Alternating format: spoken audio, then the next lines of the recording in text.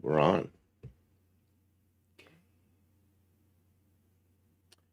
And I messed with your screen over there, did this kind of thing with the big one because something was goofy. So Something was goofy. not that one. It's okay. Well, It's okay. okay, whatever you're doing. Oh, look, you're wearing your alien shirt. Yeah, I can see through the alien. Hello, everyone. Welcome. I'm Kim of Kim Fixes Things. I'm here with Buff Del Campo. We are here live on Tuesday night. We're here to entertain you. Oh my gosh, the time crept up on me tonight. Well, we both fell asleep in the afternoon, and I woke up kind of late. Ooh, I got to get with it. So I said to Kim, yelled in her room, I go, 20 minutes. She's like, what? I am not all here yet. I need to make myself a cup of coffee and get moving. I'm going to leave you in the very capable hands of Buff Del Campo. Look, we got to say hi to the 7 o'clocks, and they're already scrolled past because it's already way past that. Can you scroll back a little bit? It's coming at me way too fast. Well, I had a doctor's appointment. When I got back from the doctor's appointment, I put my head down and I was out. Bruce, Inspector Bruce, he's good at that timestamp. Yeah, he got it. You get 4 points. The rest of y'all get 3 points for being here promptly at the starting time. I'm proud of you. Welcome in, Mexican Spec. You want to say hi to everybody? You just went by. I can't do it yet. Well, I can do it. My brain is fuzzy. Give me your mouse. I woke up with a sinus infection, and I'm not seriously ill, but I don't know, my head is So it's Inspector Bruce, Buddy Carfano, Patrick KC9, he used to be Sullivan, Kevin Smith. Did I already say Kevin Smith? No. Kevin Smith. Who else? Braden. Then Mark Sauvé.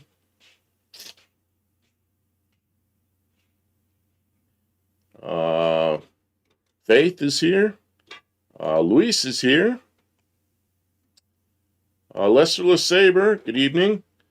Mexican Spec says he'll be here soon. Looks like he's here now, but I know he had something to do. He messaged me a little while ago, says he's going to be late, so he's got something going on. And yeah, that Catalina that's there, that Pontiac Catalina behind me, that's not mine, but it's almost like mine. I had one that was, with the exception of the fender skirts, it was exactly like that. And I liked that car a lot. I liked the front end on his weird headlight arrangement. I really like those. Crashes Roadrunner Garage is here. Hippie Long's here. Kevin Smith says land barges. Yeah, that was a real comfortable car. It was one of the first cars I had with cruise control on it, if not the first. And I left San Luis Obispo in it when I first got it. And it had factory air in it. It had not just factory air, it had the temperature control. So I'd been driving around for a couple of weeks. I didn't even realize it had that. I just never messed with it. It was always comfortable in the car, and it's kind of cool in that area of the country. I drove up to near Sacramento, and which is 300 miles north and inland a bit. I opened up the door, and the heat about knocked me over. I didn't even know it was hot outside because the automatic temperature control, the ATC just kept it perfect in there. And that was pretty interesting. The topic tonight is, I think we said land yachts, which is like these big cars. Anyway, that was a big, comfortable car that I really liked. And I remember what I did. I traded it straight off for a 67 Camaro, which is probably a good trade, but I kind of missed it, The other thing, this one has some kind of a plastic deflector on the front, which mine did not. So you can see that strip up there.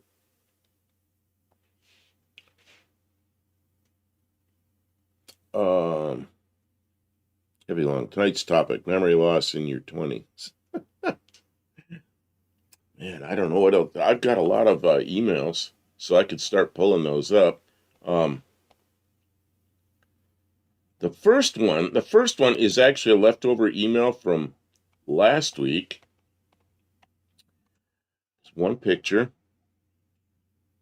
and I'll show that first. And that's from Faith.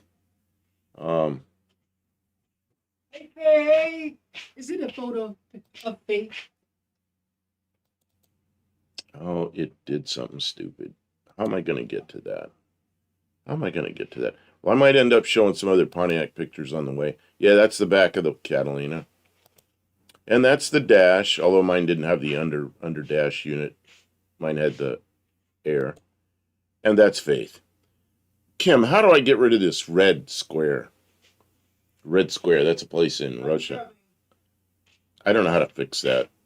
It's annoying. They can't see the red square. They can't see it, but I can see it. Okay, I'll try again. And it's annoying. Oh, that's so much better. Thank you. Oh, and I missed the ads. Already got ads rolling. So anyway, there's Faith and a cat. Then I'm going to move on to something else. I don't know what else is here. Buddy Carfano. I know it's from him. Oh yeah, this is a land yacht.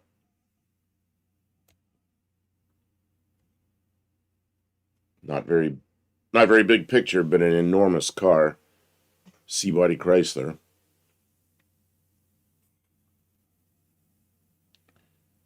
Yeah, those things are... I remember a lot of cars used to be really big, and now they're... then we went to all small cars, and now we've got giant trucks everywhere. The trucks are actually bigger than these cars. So are the trucks land yachts? I don't know. And then this is another one from Buddy Carfano. 64 Cadillac. Yeah, those things. Is that a Fleetwood? Yeah, that's a Fleetwood. Those things were enormous. Big, heavy car. What is this? Dougster's here. Good evening. Did I miss Dougster coming in? Yeah, I was talking and looking at pictures. So good evening, Dougster. I was in your live last night. That was a pretty good live. I don't remember why, but it was a pretty good live. Let's see. Faith says, that was my baby kitten until I had to get rid of her. Let's see. Pizza Hut ad Dougster, so I guess you get 2 points. The what is this? Kevin said could be the NyQuil. The NyQuil. I don't know what he's talking about. Maybe one says Newport. Oh, that last one, that could have been a Newport. Let me see if I can click that back on there. Oh, it's a New Yorker. But same body as a Newport. It's just different trim level, I guess. Somebody says, are you still, Mexican Spec, are you still pounding NyQuil? Who is that? Who are you talking to about the NyQuil? Maybe he's asking Kevin Smith. Kevin says video already behind. You just hit the little red live button. It'll catch right up. It'll come up to where it's supposed to be. Mark Savay, one car I had that was my favorite was a 77 Delta 88 two-door with a 403. My friend had one. There was a Holiday 88 with buckets and console. 77, that was the first of the downsize. Those cars were 700 pounds less than the year before. And they took a little getting used to, but I liked them. Not very long. I got used to them, and I really liked them. Oh, Mexican Spec says, I see you, to Dougster, I see you made your lives public. I could only find one that's there. Last night, that one disappeared, but I didn't go back and look for it. Dougster, all my lives are now public, so binge watch your heart. Oh, so you put them back up or what?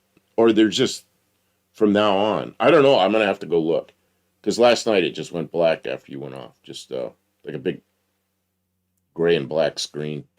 Mark Sauvé, is NyQuil Canadian? Oh, I have no idea. Do they sell? NyQuil up there. The one thing I used to always bring something back from Canada. When I go over to Canada for something, I always bring something back because it's written in French on one side and English on the other side. And I'd always bring something back so I'd have it written in French just for the fun of it. Twin Brook Acre says, "Good evening, Earthlings." Yeah, see, I've got my. Oops, it's over on this side. I suspect they all showed up on my list of videos to watch. Oh, really? Okay. Braden says Alka-Seltzer's better than NyQuil. I think they kind of for two different things. Alka-Seltzer's to settle your stomach. NyQuil's to get rid of cold symptoms and put you to sleep. Rob's Rod's here. Good evening.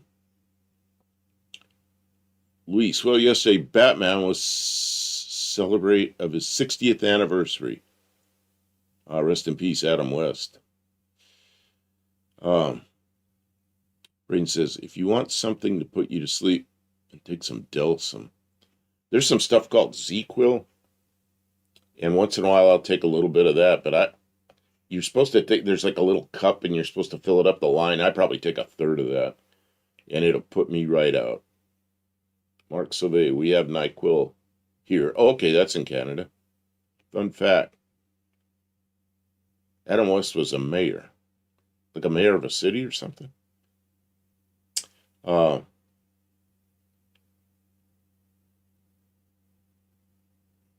Yes, in Family Guy. Okay, whatever that is.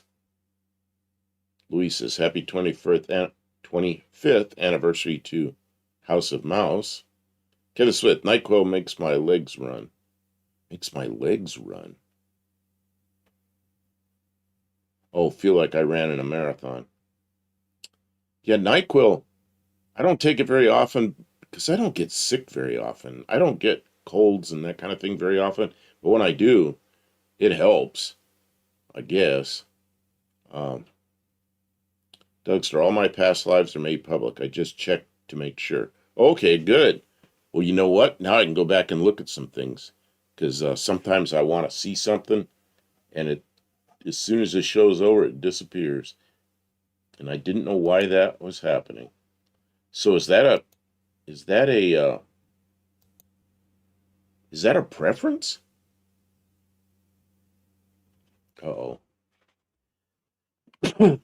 Excuse me. As I'm talking about not getting colds, I'm over here sneezing. I don't think I have a cold. I think it's just a random sneeze. Here's another one from Buddy Carfano. 78 Lincoln Continental Town Car. That's a monster. Mexican spec ought to like it because it has hidden headlights. Let's see. Luis says, I'm so happy for that movie Cars is coming back in theaters. Kevin Smith. Half a bottle at a time. Oh, God.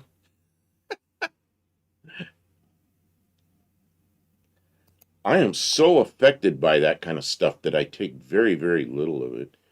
Braden says, Delsum is good too. Have taken half a bottle, but one time I was yawning and yawning. Yeah, I couldn't take a half a bottle of anything except maybe a diet drink. This is the generic Dr. Pepper with some Dr. Perky or something, or whatever they call it. Tunbrook, I caught a glimpse of a caddy when I came in. I used to push my parents' 61 caddy up and down the driveway to strengthen my legs for hockey. Oh, man. You don't run over yourself with that. Is this the one you... No. This one? That one. Yeah, it's a 64 Fleetwood.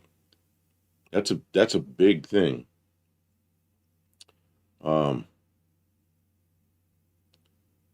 Mexican Spec said he had a town car like that in beige. Yeah, Lincoln Continental.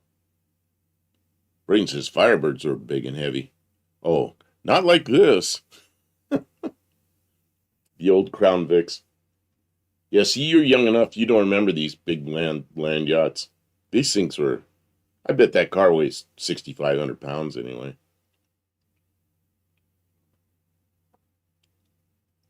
Mark Survey, one of the cabs I drove was a 76 Newport.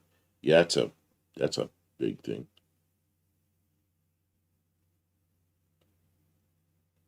Kevin. Okay. Let's see. Let me go back to, I'm going to click out of this. Okay, and I'm going to click out of that one. Oops, that was a mistake. I didn't mean to go completely black there. See what else Buddy Carfano sent in. Oh, this one's big.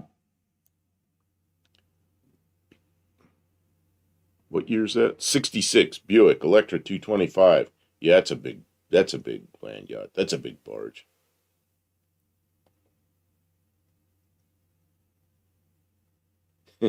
So why 60-foot Cadillac there goes to McDonald's? I noticed it was in a McDonald's and he got a Happy Meal.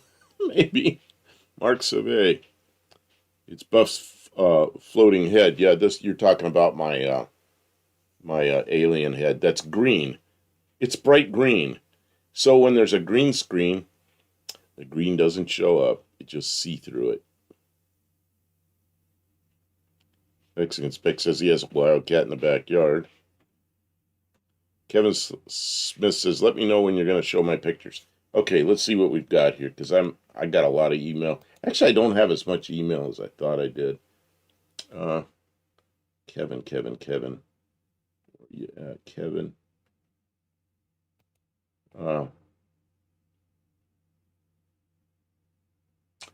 Okay, let's see here. I got an email from Kevin asking about closed caption on your live show. Oh, I don't know how to set that up, but I'll see if I can figure out how to do it.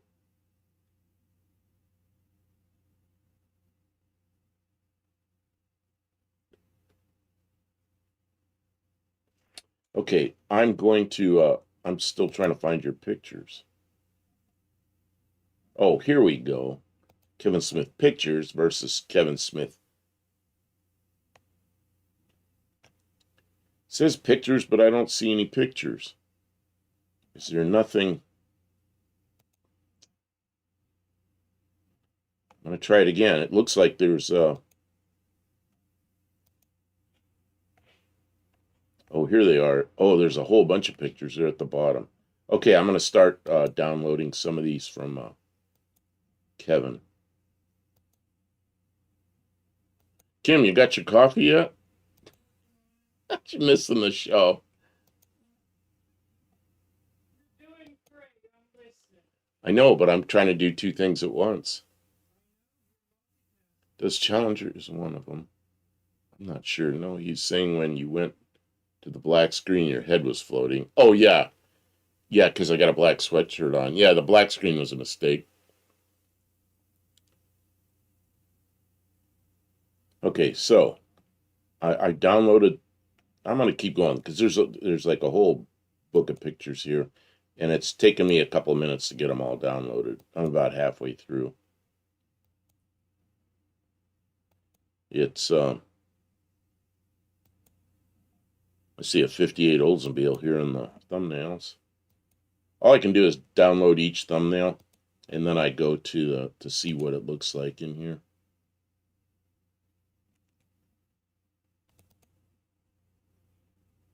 Oh, what happened? What happened? Here it is. Oh, that's not very big. I'm going to zoom in, but you do that and then you start losing resolution. Okay, so what is that? That's a, is that a, what do they call it? I can't think what they call that kind of model. Let's see here. Dougster, I like fender skirts when they are intended for the car originally. I don't like the aftermarket add-on fender skirt, neither do I. Let's just say I like factory fender skirts. Yes, that's... Braden says Kim is sexy. Kim! Braden says you're sexy. My dad, 67, I don't know how to pronounce that Canadian word, had fender skirts until he did his own body work. Uh, Dougster agrees. Let's see. Kevin Smith, wait a bit, please, because I got a few things to do. Okay, I'll stop. I'll stop on yours, and we'll come back to them.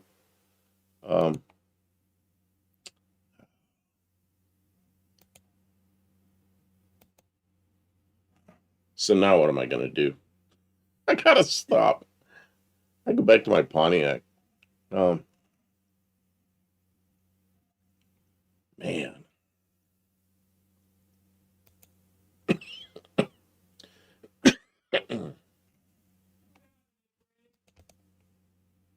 Okay, that's what I started with tonight.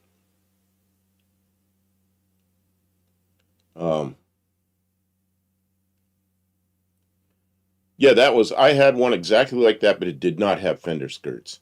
And it did not have uh, that plastic deflector up there above the nose.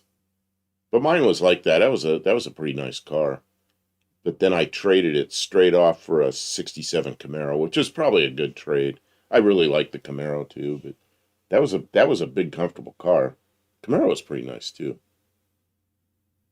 Fender skirts on the Fairmont. Yeah, that'll look good. Oh, it's a 3D printed model. So I was thinking I know what they call them, resin models. I've never done a resin model or a 3D printed model.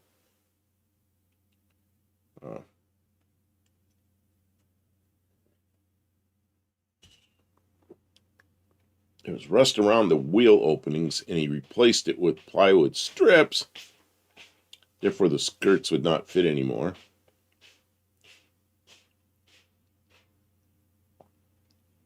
I don't know, Mexican Spec. You say that they don't look good when they came with the skirts came with the car, but they're not there. I think this Pontiac looked good without them. I'll tell you another one I really like that comes with them is the 58, 59, and 60 Thunderbirds, the square birds. I think they look better without the fender skirts. So I don't know. I always said if I had a square bird 57 or 58 at 9 or 60, I'd pull the skirts off and just keep them nice. And when I sell the car, so I just keep them with the car, but because I don't like the way they look. Next, go back. My 67 Pontiac was a Superior high top ambulance from Infield Ambulance Company. Yeah, when I had that white Pontiac Catalina, that was just a nice, big, comfortable car. Marks of A. It didn't look botched, but the skirts didn't go back on. Okay. Is it a land yacht if it only has 2 doors? Well, I don't know. I mean, that thing was huge. You open up the trunk on that, there was people always say you could put a dead body in the back. You could put a whole family back there. Buff, what's your favorite sport? I don't know. Oh yeah, well he plays racquetball and he plays Probably professional frisbee wrestling. golf. Professional wrestling, the last honest sport. The last honest sport. Parisian.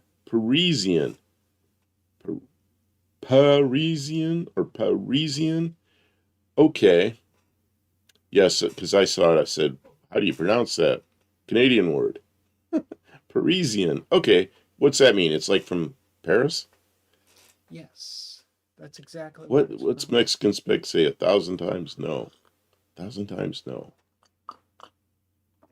Oh, That's it's something to Dougster. That's How about a 66 Lincoln Continental 4-door convertible land yacht? Yeah, somebody send in a picture of one of those. Or maybe Kim can pull it up. The one I liked was the 61, which was the beginning of that run of cars. And a lot of times, like it is, the first year is the best one.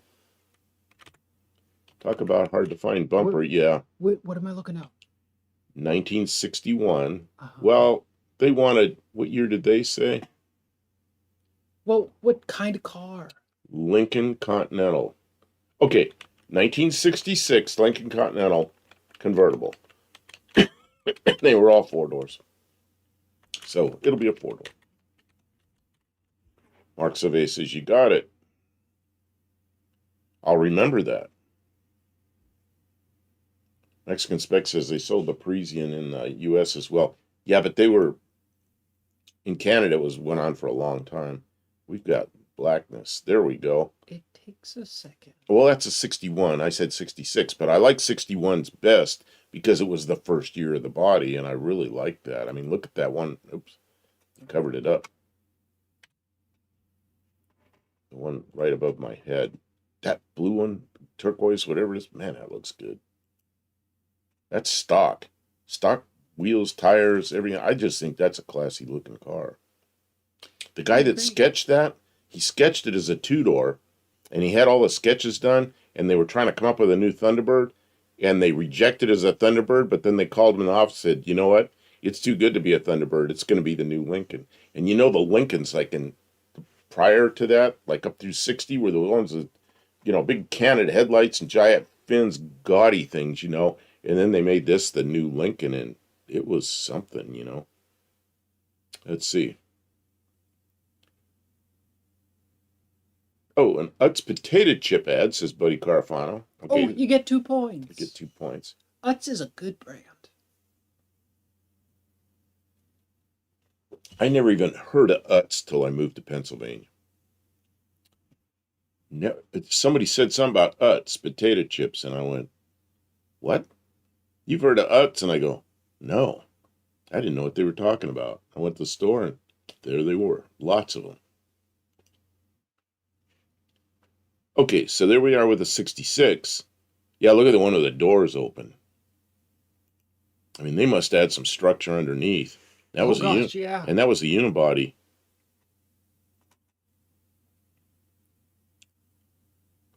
Kevin Smith, Kennedy Lincoln got a bad rap. Yeah, that was a 61 that when they did some work to it at Ford, they changed it to what, a 62 or a 63. They put all the grill and the bumpers and the taillights and everything from the 63 on it, but it was actually a 61, which is really a strange car. That car is now, I think it's in the Henry Ford Museum. In the 80s, they sold a Caprice at the Pontiac dealer with that name, the square one. Okay. Mark Savay, what's Utz? Yeah, what's? Do you have Utz up there? Kevin Smith says, good chips. Dougster, Continental Mark IV is a tuna boat also. Continental Mark IV. That would be the first Mark IV or the second Mark IV? The Mark IV from the 50s or the Mark IV from the 70s or 80s? Patrick, okay, I'm here. Ran to the station. Oh, Patrick's back. All right, everybody, we're starting the show. Welcome in, Patrick. I don't know what round to the station means. What kind of station? Radio station? Gas station? What station. Are the stations? One kind of station. Stations of the Cross. You know what that is? What does this Mex expect? The last thing you want is a 60s Ford with electrical accessories. Really? I'm not keeping up. Oh, no Utz in Canada. Okay. This is going fast enough. I can't read it because it's gone by. I'm sorry, I'm missing some of them. I suspect the Chrysler wire wheel covers do nothing to the car. Oh, is that what those are? Yeah, those are wrong. Braden says he sent some in. Okay, sounds good.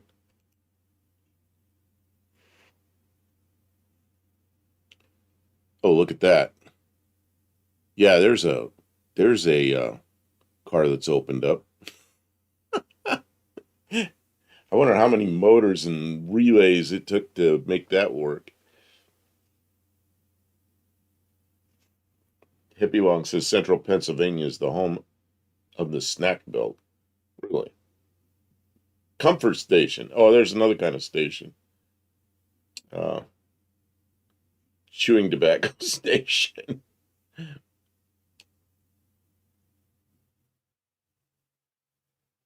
Faith, who wants to party with me when I move next month? I will have liquor and something. Let's see. Dougster 50s is a Mark II. 40s is a Mark I with the flat. Oh, yeah, but in the 50s, all those big fin, those ones with the big fins, they called those Mark IIIs, Mark IVs, Mark Vs. And then they went and did it again in 1968. They came out with the Mark III again, which is a completely different car. It's really weird they did that. Specs and specs. Do you remember the power window system in a Ford from the 60s? Positive ground. If one doesn't work, none of them work. I do not remember that, but I remember a friend of mine had a 65 Mercury, a big 65 Mercury, two-door hardtop, and the power windows quit working on it, and there was a Mercury dealer next door, and the guy that, there's an old guy that worked in there, was a mechanic, and he come over and he put a piece of wood on the bottom of the door, and he goes, move the switch. And so my friend's moving the switch, he took a big hammer and went whack on the bottom of the, had the wood on the bottom of the door, whack on there, and it all started working. It's like, okay. I thought that was pretty funny. Kevin says, my party days are over. Yeah, mine are pretty much over. Oh, I had a bad time at the doctor today. He goes, my blood pressure's up a bit. And he goes, I said, yeah, I gained a couple pounds. Like I gained 15 pounds. That's bad. And he said, I said, I can take it off. He goes, I want to see you in 90 days. He goes, are you really going to take it off? Or are you just going to say that? I said, no, I'll take it off. I said, I lost 100 pounds one time in 4 months, so I know how to do it. He goes, okay, I'll see you in 90 days. I gotta stop letting him eat junk food all the time. You know what it is? It's bread, potato, rice, all those kind of things. I just can't eat it.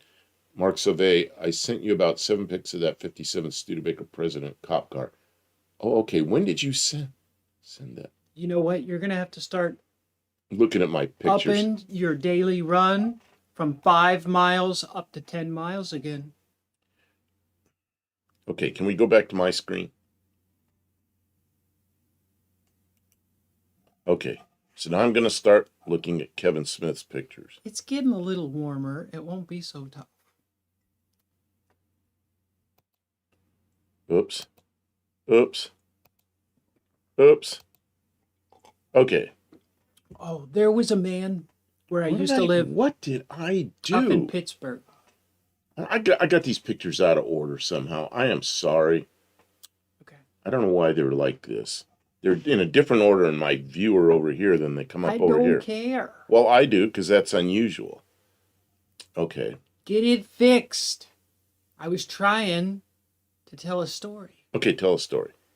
When I lived in Pittsburgh, for a number of years, there was a man, he would run every day. And he ran, I mean, you'd see him everywhere running on the side of the road. And the sides of the roads it was out in the country, so the roads were narrow, and this man's running.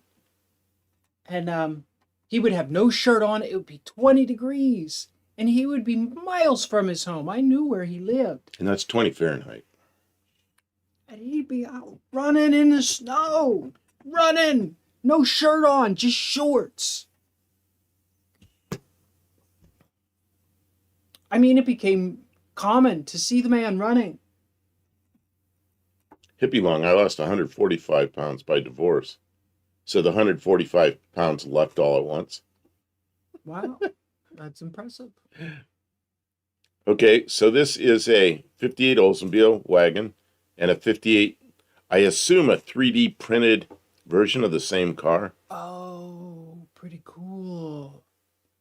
Yeah, there's going to be a lot of neat things that come from that 3D printing. Can you get rid of that red box again? Yes. Okay. Wait till they can do that full-size printing and stuff. That will be really neat.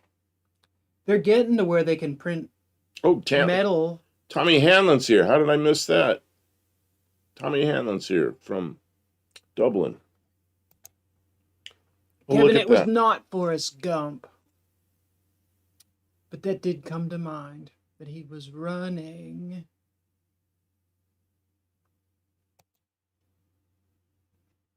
Man.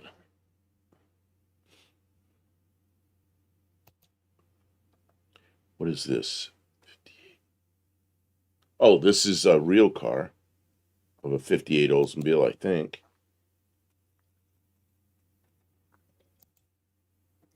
Wow. All the little details. You look at that paint and the whole patina thing goes out the window. Like, wow, that's pretty. Okay, it'll be so you're gonna build it in this color, is what the says in jade green. Oh, nice. Hippie Long says they print houses. Yeah, yeah, they have pumps that will, and they'll just squeeze the mortar right out and print out the frame of a house. Oh, it's got these yellow. I remember when I was a little kid, like all the old men, guys are like 60s, they all had these yellow. A lot of them had yellow fog lights. So I guess that was a thing then for the old guys. Yeah, and a bunch of badges on the front of the car. Well, Faith has big plans. They're gonna have Jello shots. Be careful, you might not feel good the next day. Take it easy, Faith. It doesn't have to all be the first night, you know? Ooh. What's wrong? Is there more ads trying to come in? I can't get over there fast enough. I just saw it. Oh, you got it. It's like a little game. Just on time. This little I mean, pop-up comes up and it says ads in 1 minute. $250,000 car after restoration. This one was? Look at that thing. That's a big car. I remember these things. There weren't a lot of them around, but they were around. Pretty gaudy car, you know, a lot of chrome and a lot of little fins and details, and kind of like that 1957, 58, 59, and then things started to calm down again.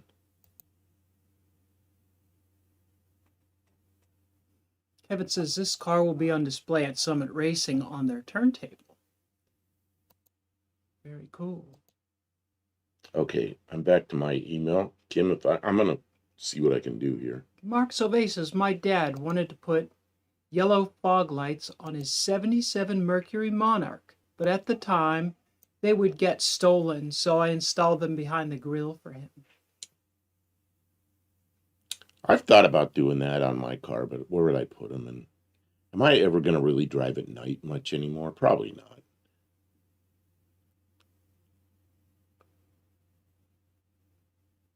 Mm-hmm. And this is from Buddy Carafano again. That's a 66 Pontiac. I built a model of one of these, and the model was a Bonneville, but I built it for a guy, and his car, it was a model of his real car.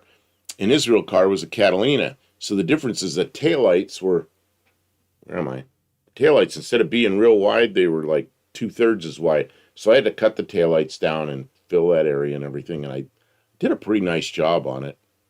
But I gave it to the guy, or, you know, he ended up getting it. Looking back on it, it's like, oh, I used the same color. I bought Duplicolor, you know, spray Duplicolor, same color as his car. Mexican Spec says 66 Pontiacs are gorgeous cars, all of them. And I like the 67 better. I don't know, I just like the front end on the 67 better. But they're very similar cars. What else has Buddy Carafano got for us here? Oh, a 65 Oldsmobile 98. Yeah, the 98 was the big one. Look at that thing.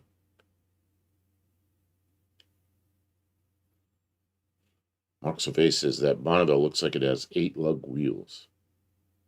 Did the Pontiacs ever have that? They may have. Yeah, they do look like it, don't they? I didn't know the Pontiacs ever had it.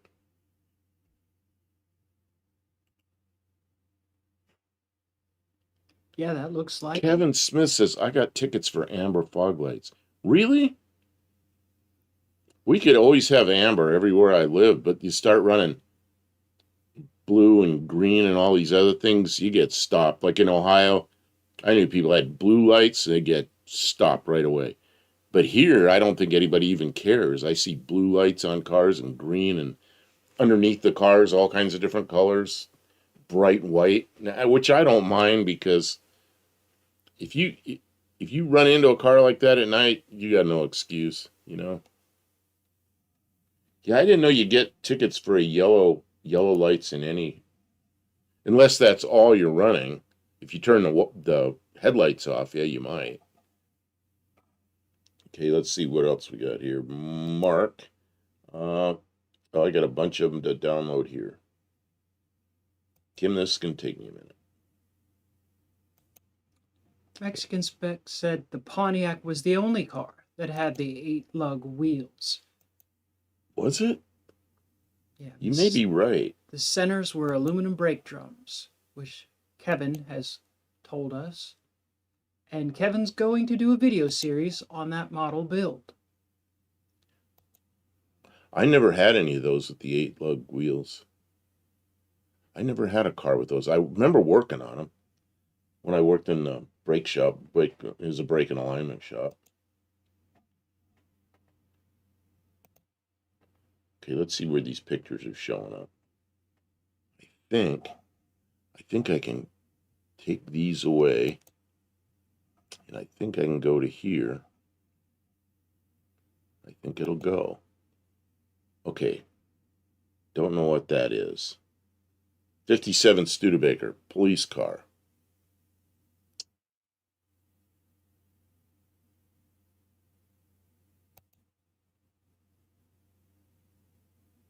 Yeah, I remember this. Look at that brake pedal. You know, it swings down, and then there's a lever behind there, and the pivot point is down under the floor, and then you had to pull the carpet back, and the master cylinder's in a real bad location, the but carpet in a police car, I think somebody redid that. Oh yeah, Kim, can you? That's the whole picture isn't showing.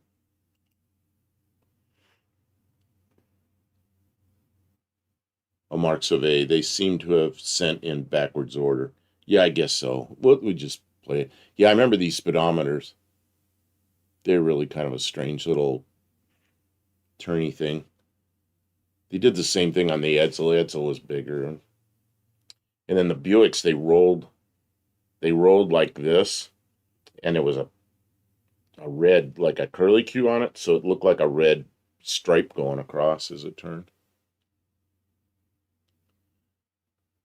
Kevin Smith, I just paid the ticket. That's why we didn't get married. What?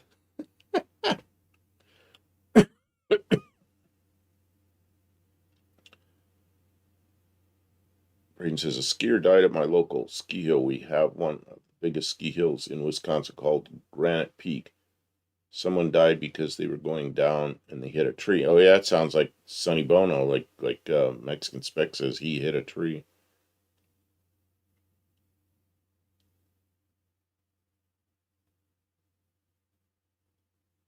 Car 54, where are you? Yeah, that was an old show. That was that was probably before I was born. I don't know when Car 54 was. I was born in 54, so I probably wasn't watching TV and understanding what I was watching for at least like till 50, late in 56. I remember sitting in front of a big old black and white TV, sitting on the floor with my brother, and my father said, "Okay, it's time to go." And we got in the car and we went down. My sister had been born. It was November of 56. And I was born early in 54, so I was almost 3. And I do remember watching TV that day, and there was a basketball game or some kind of game. It wasn't a basketball game. It was some kind of game. It was probably a football game. I know there was a game on, some kind of game on TV, so I remember that, but not real well.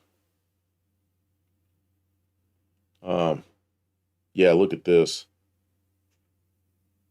That's that's pretty nice. With a blue light back then.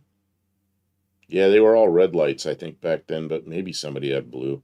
I remember reading in the history in Tennessee here, they had some date when they got the blue lights, because Tennessee was one of the first ones to go blue, and it was way later than this. But that was the shape of the lights. They looked like a dome like that. That's a really pretty car. I don't know. Would you call that a land yacht? I guess it's a It's big car. it's not as big as some of the others, but for a Studebaker, it was pretty big. When It I was a think of the land 57. yachts, I really think of the 60s and 70s cars. I Leslie don't Saber know. It's says Car pretty big. 54 was early 60s. I think it was earlier than that. Can you look that up? Oh, Car sure. Go ahead. 54.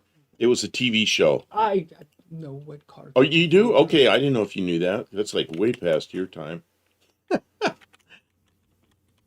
Mexican Spec says no blue lights back then. Yeah, that's what I thought. Maybe blue in Canada? I don't know. Yeah, where is this? That is a Canadian license plate. You know, I was in Canada in It was a 1961 sitcom, 2 seasons. 61. Okay, you're right. All right, you get 2 points I didn't think it was that late, but for teaching Buck Del Campo something. He didn't know. He I really didn't I know. really thought it was earlier than that. He didn't know. Buck Del Campo didn't know. Why is my hair in a big knot? You got knots in your hair. Yeah, I do. Yeah, look at that. That's a pretty nice car though, That you know. is a beautiful car. Okay, I got to download some more pics. More pics, more pics. Can you that looks like a LAPD seal on the door. Hmm. Yeah, who knows? It's a restoration, so they could have done anything.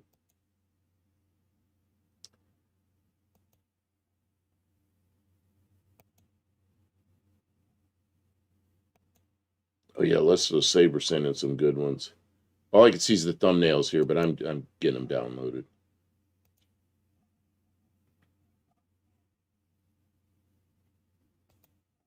Let's see if I can make this happen. Yeah, I think I can. Okay. Kim, Oh, that's that's too big. right. Those were the people who were in that Munsters show. What's that? I forgot the people from Car 54. It was the people who were in the Munsters. Can It you was Herman and Uncle Eddie. can you make that smaller? No, it's just a big car. It would be out of But the proportion. picture over there, they Oh, can't the see. picture smaller. I thought you meant the car smaller. That's the wrong direction. Okay. Man, that car's so big I got it. It's so big it doesn't fit in the. Doesn't fit on the screen. Okay, we got this. We got this. I swear I got this. She's having trouble with this one. Sorry, Leslie Saber everybody. sent too big of pictures.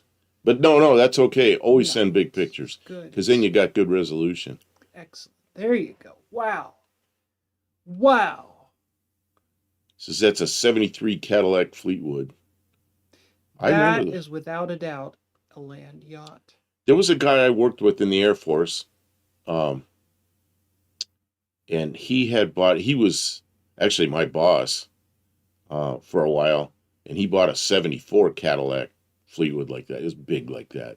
And we rode in it a few times. Pretty nice car. And then he had it, I don't know, he didn't have it very long.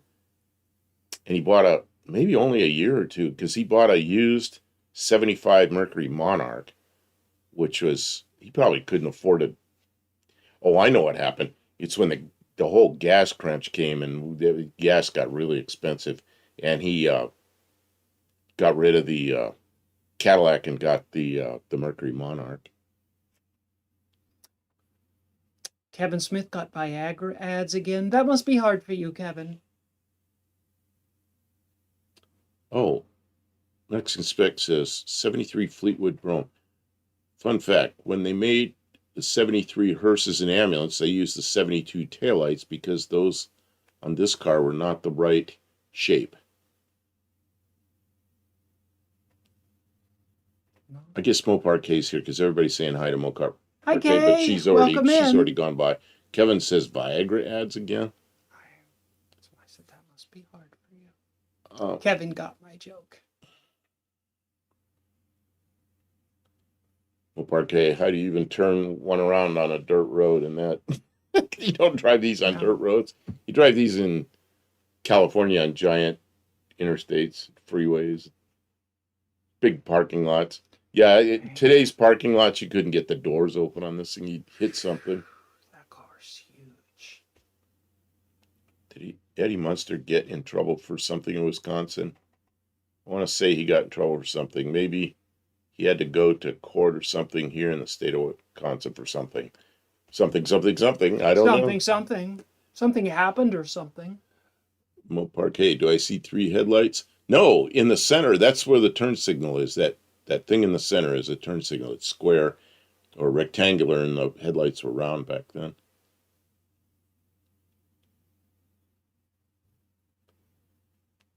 Mopar Mexican spec system on Parquet.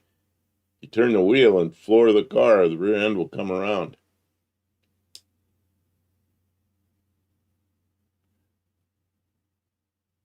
Why would I need them? Okay, Mexican spec answered that Mopar K's question about the headlights. Dougster, Eddie Munster owns the Munster coach, and he tours with it on display.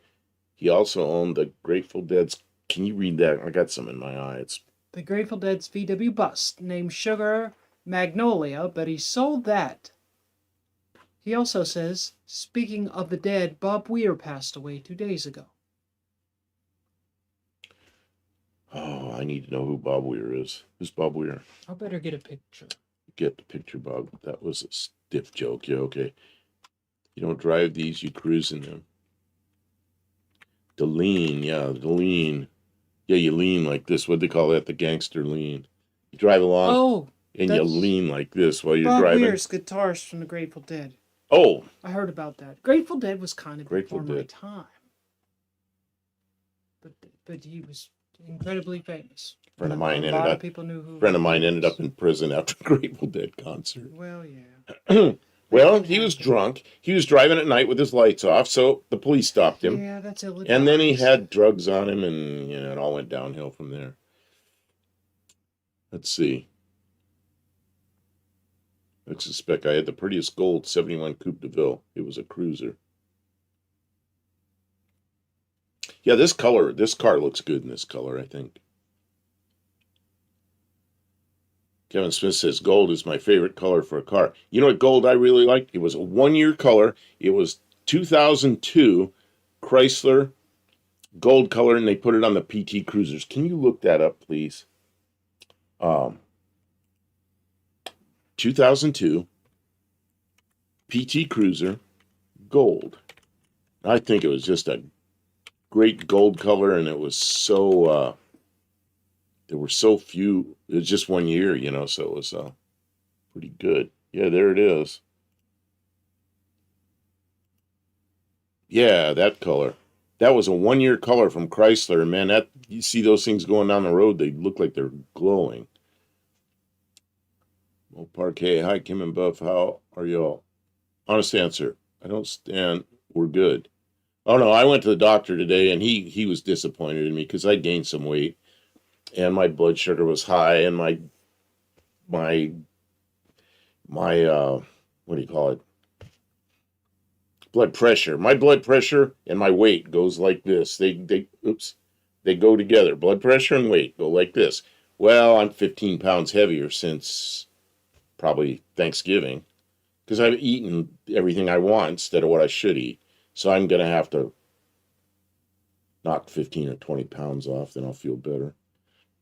See, Mexican spec says, and I don't know how Kim's doing fine, I guess. I don't know.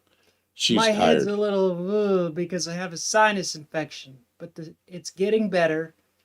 And yes. Okay, I wanted to. Can you scroll back a little bit because stuff went by? Just a little. There we go.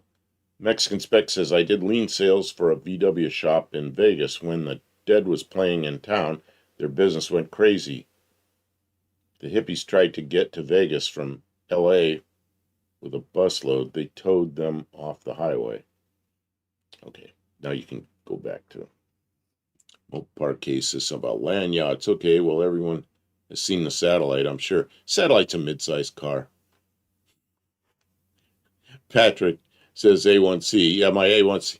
Oh, they also drew blood. They couldn't get enough, and they poked holes in both arms and gave up. They said come back Thursday. So I got to go back Thursday for the enough blood to get the A1C. That's probably wrong. That's everything's bad. Everything's bad. I've just got to start eating normal again or abnormally. I can't eat normally. I bought all that bread today. Now I can't eat any of it. It's all for Kim. Buddy Carfano, my ex had gold PT Cruiser with wood panels. Yeah, I do like that color, but that's not a land yacht. Yes, Buff, it's really rough to keep a healthy diet. I always have to go back to smoothie diet to lose weight. The way I lose weight is I just eat vegetables, and about once a week I have a piece of chicken or a piece of fish or something, and then just eat vegetables. But the problem with that is then I don't have a lot of energy, and when I eat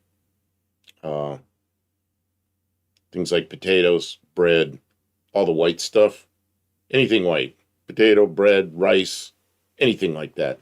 I gain weight, blood sugar goes up, but then I have energy. But if I don't eat that stuff, man, I'm low on energy. It's just one of those things that the balance doesn't work well no matter what I do. How about the Cornet? That's not a land yacht. That's a mid-sized car. It's just four-door. 66 Fury would be cool to have in my collection. Now a Fury, that's a land yacht. Can you bring that up, Kim? What's that? 66 Fury. Okay. That's a Plymouth. Yeah, Mopar Case's Satellite four-door is a B body. I think land yachts are bigger. They are. Those would be C bodies. That's a New Yorker is a land yacht. Yeah, I showed a New Yorker earlier. I think it was one of the first cars I showed. You probably weren't here yet. We'll put up a prayer for. You know what? I lost 100 pounds like in 07. That's 19 years ago. Yeah.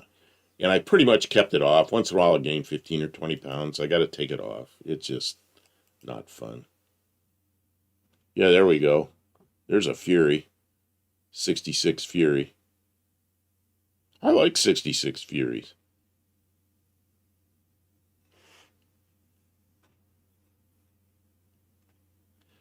Mopar Cases, I don't know what a land yacht is. These giant cars that take a lot of will take up a lot of road space and one little person in it. Although now the trucks everybody's driving, those are bigger than the land yachts, I think. Yeah, Mexican Spec says Cadillac, Imperial, Lincolns, and the like. Let's just say we're Buff. Ask for a butterfly needle in hand for blood draw. One come out of my arm, but hand. I usually I don't have a problem, and today there was a problem. I may get Kim to drive me in Thursday. Maybe she will. This Thursday? Yeah. Oh, just for blood work. Just to go in and get the blood work. Yeah, you sit there and wait a couple of minutes. Okay, yeah. Oh, Parquet, the Furies, I never see them. Really don't. Yeah, people save the B bodies and the A bodies a lot more. Kevin Smith, my brother had one of those Furies in Hunter Green. Same time I had my 65 LTD. Now 65 LTD, I'd say that's borderline on a land yacht. It's a pretty good sized car. Furies have been personalities, as the documentary shows. Christine, I'm talking about. Patrick says modern trucks are something else. Yeah, I don't like them a whole lot. Duster says sea bodies of the land yachts. Well, or the Imperials. Okay, I'm gonna download. No, can you swap back to mine? Because I've got pictures to show. Rash's Road in our garage. This my first car was a 70 Newport. Yeah, that's a pretty good sized car. That's a C body.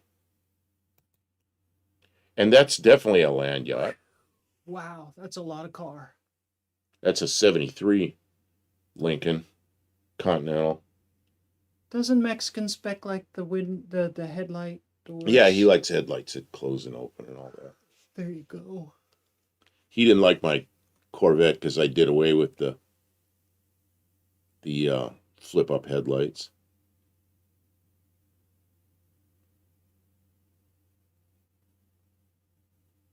Yeah, Braden says some of those new Ford diesels, they're gigantic. They are. They're huge.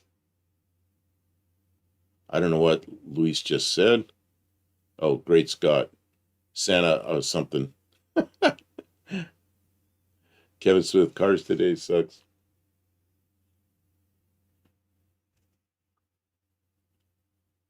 Mexican Spec says the headlight covers never fit on those. Yeah, they're crooked. I can see it. A cruise ship. I've seen a black one like that. Let's see. Did they flush the veins, Kevin? Ooh, that sounds painful.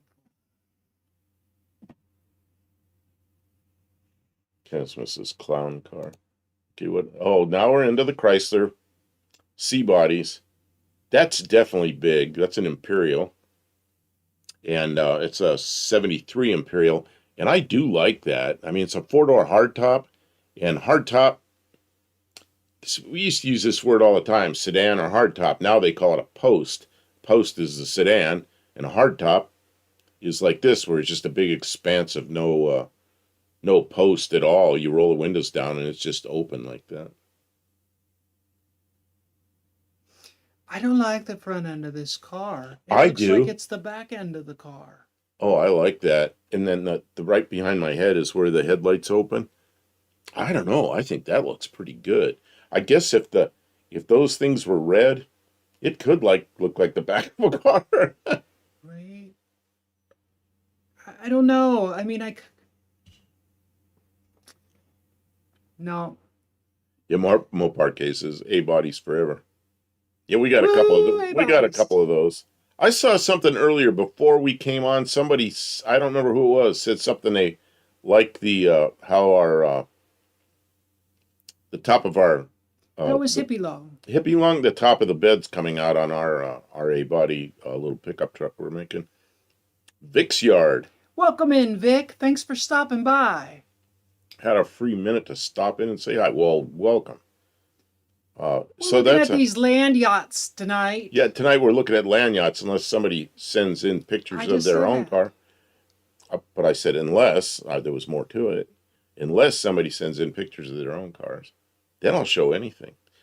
I'll show A-body Chryslers if they're yours.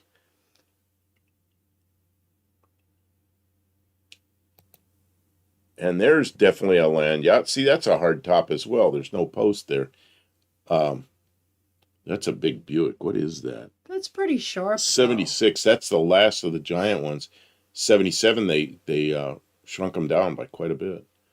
That's a big car. That is a big car. What do you think of that, Kim? Would you drive that? I think it's well stated. I think yeah, it's probably good. Probably good for about 7 or 8 miles a gallon. It's so big.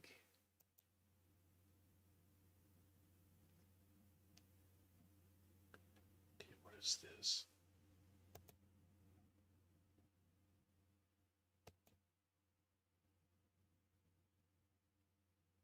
I'm reading this. I mean, there's newer cars that handle better, that have more power, that have all the same features as that car.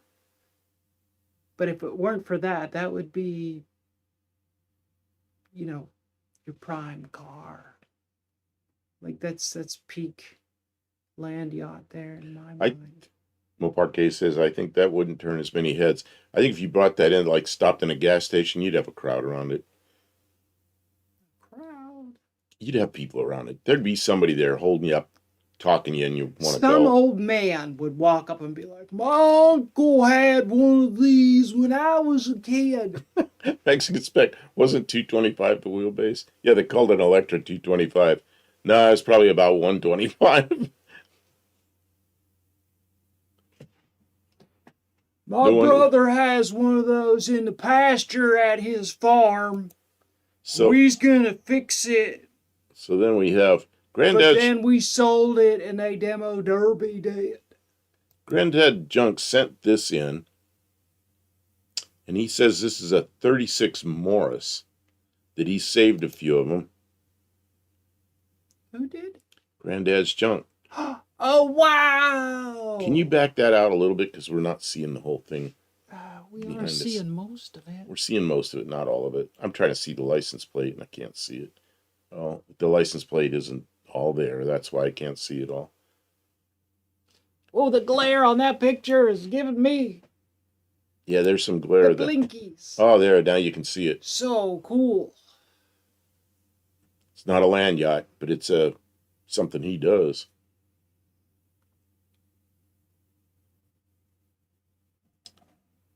Okay, let's see here. He's got another email. What is this? Maybe it's just more. Kevin said I had 3 people looking at my wagon when I came out of the store last night. Cool. Was that an A-body GM wagon? I'm trying to remember what it is he has. Might be an Oldsmobile. Trying to remember.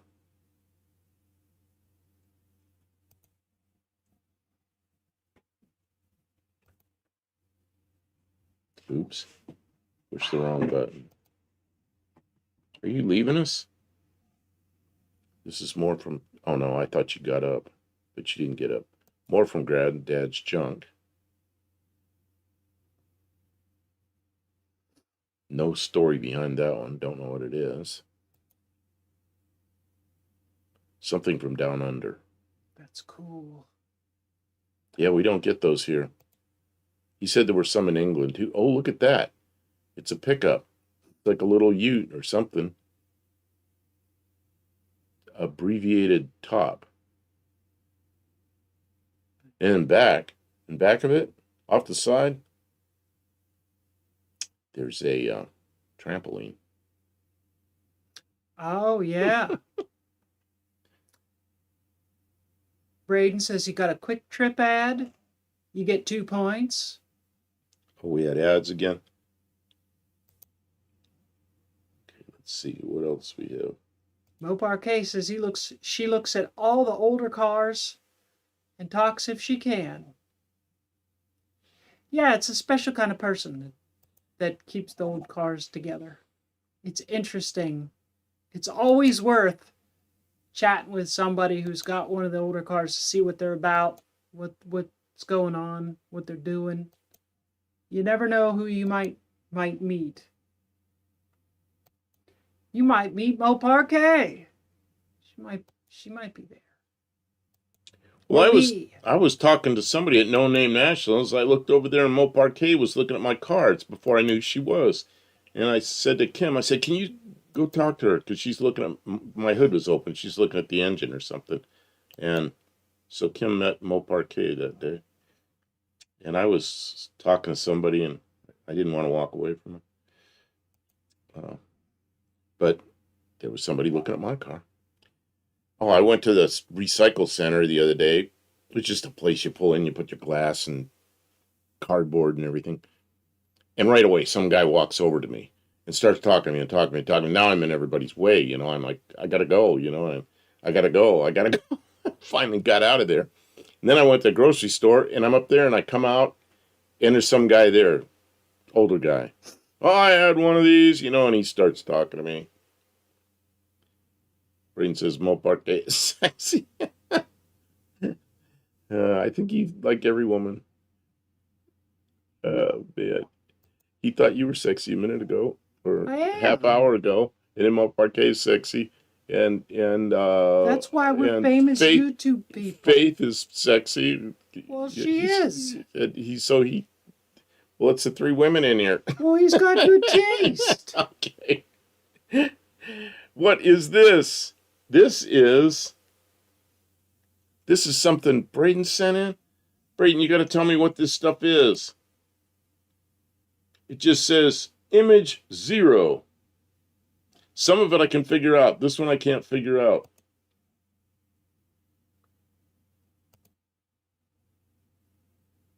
Okay, we're going to move on to the next one. That looks like a 64 Ford. That's some kind of stock car or something. I mean, I can tell it's a 64 Ford by the back fender. You know, the rear quarter panel back by the taillights. I can see what it is. Oh, yeah, Kevin Smith figured it out, too. Mexican Spec figured it out. Yeah, but I mean, I don't know what I know what the car is based on, but I don't know what Why we have a picture? I don't know why we have a picture of it. Oh, they can't see that it's got like a ground effect on the front of it. Yep. Someone sported it up. But then I look, it doesn't have a full cage in it, so I don't know what's going on there. I don't know what it's for. It looks like a stock car, sort of. And this is this real? This looks like, look at the license plate. Yeah, maybe you can. They can't see. Okay, hang on. I'm going to try to see if I can manipulate this a little bit. And then I can scoot it up like that. But then it says L Yacht, license plate number. But it looks kind of like a Photoshop because the back door is, or maybe they just filled that all in. I don't know. It looks like it's got a door handle, but no door. I don't know what's going on back there. But is Ray here? Be an airport car if you crawled in the window. If Ray was here, he's got 59 Chevys.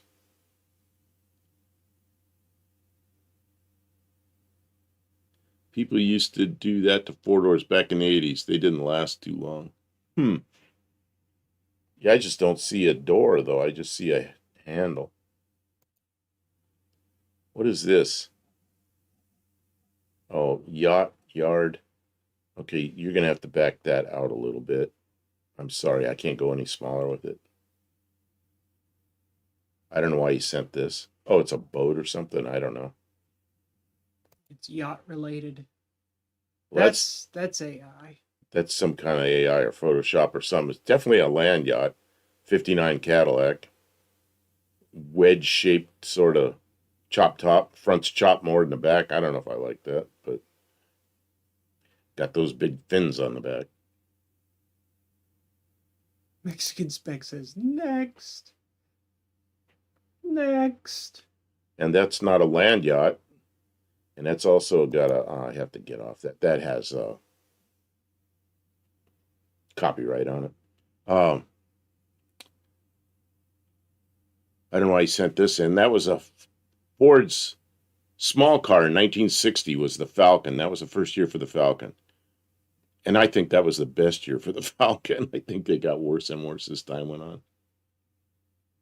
AI would probably use better wheels.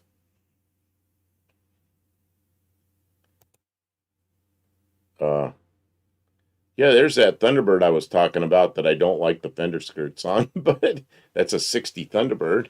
But I'm sure he's talking about the yacht. Win this $10,000 Land Sea. Man, that was 10 grand back then. And that's a Studebaker. And that picture is cut off. It isn't going to get any bigger no matter what Kim does.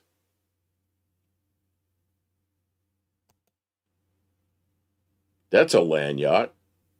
But it's in like a yard full of land yachts. It's in an ocean of land yachts. Big Buick. And I think that's it. Oh, no, there's that. I remember the people across the street from me had one of these. It was kind of a salmon-colored one. And they were directly across the street from us. And they'd pull in the driveway. It was kind of uphill driveway. And I always liked the fins on the back of that thing when I was a kid.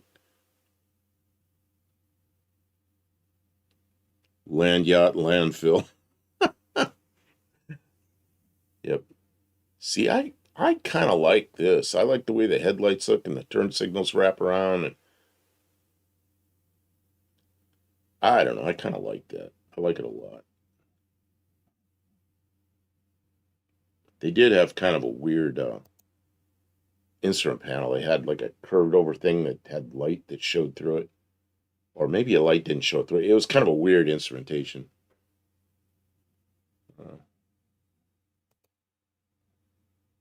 One from Buddy Carafano.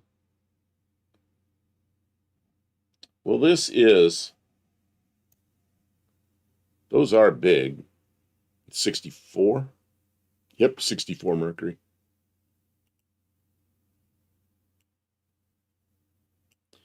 Mexican Spec says the salmon color is what I had on my 32 New Yorker wagon. 32.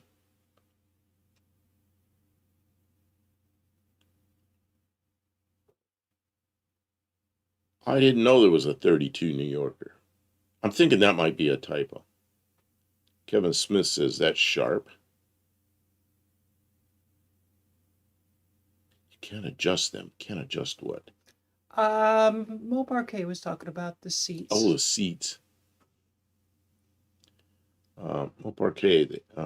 Let's see. Oh, Kevin Smith. Why is Kim so quiet? Hope you feel okay. I'm a little off, but I'm all right. I just, yeah, I'm okay. We were.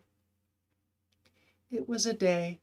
Oh, that makes more Not sense. a terrible day, just a off day. So I thought that it was. I'm glad to be here, though. I'm so glad everyone is here tonight, and we get to enjoy land yacht pictures together. I was actually looking forward to land yachts. You were looking forward to land yachts? Yeah. Why is that? I don't know. They're fun. It's been a long time since I had a big old land yacht. And I'm thinking the last time I had a big land yacht, I don't know, my 72 Torino wagon, that thing was a mid-sized car in 72, but it was enormous. It was a 5,000-pound car. I took it and weighed it. It was 49.97. It's like, man, that's a big, heavy car. But that was a mid-sized car in 72. But the last one I had that was really big was that 67 Pontiac.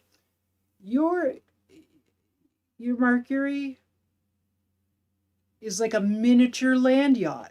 Like I get in and I have to like hold my head to the side because it's little. But like the shaping, the styling is land yacht. But it's a small car. But it's such a little car to be that shape. It's wild.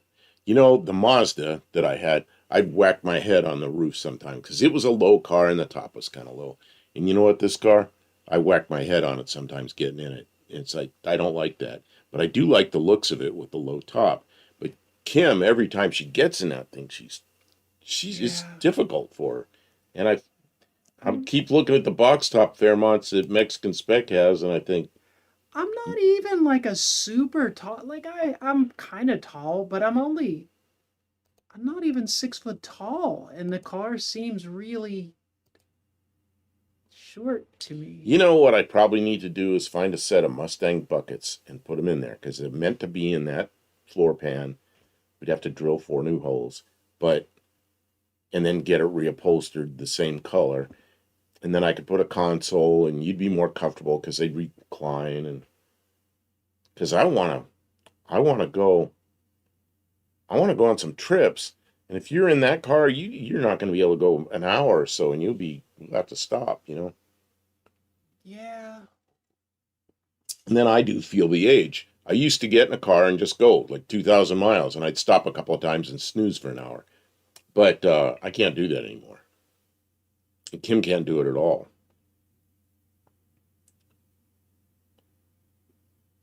I was here. Hey, unavoidably late. Kevin Smith, I put L7815 tires on my 63 Mercury. 63 looked very much like this, but it was a little different.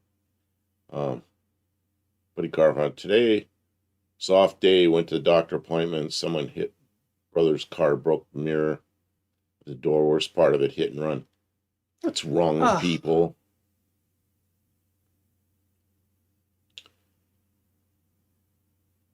I had my Mazda for about a week, and some girl smashed into me at I was at one of these intersections. It's like 4 lanes wide, everybody going the same direction. There's a red light, and I'm about fourth or fifth car back in this giant pack of cars.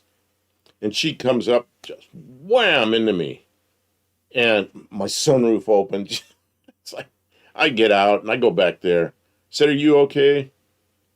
She was in a little Hyundai. She goes, "Is my car all totaled?"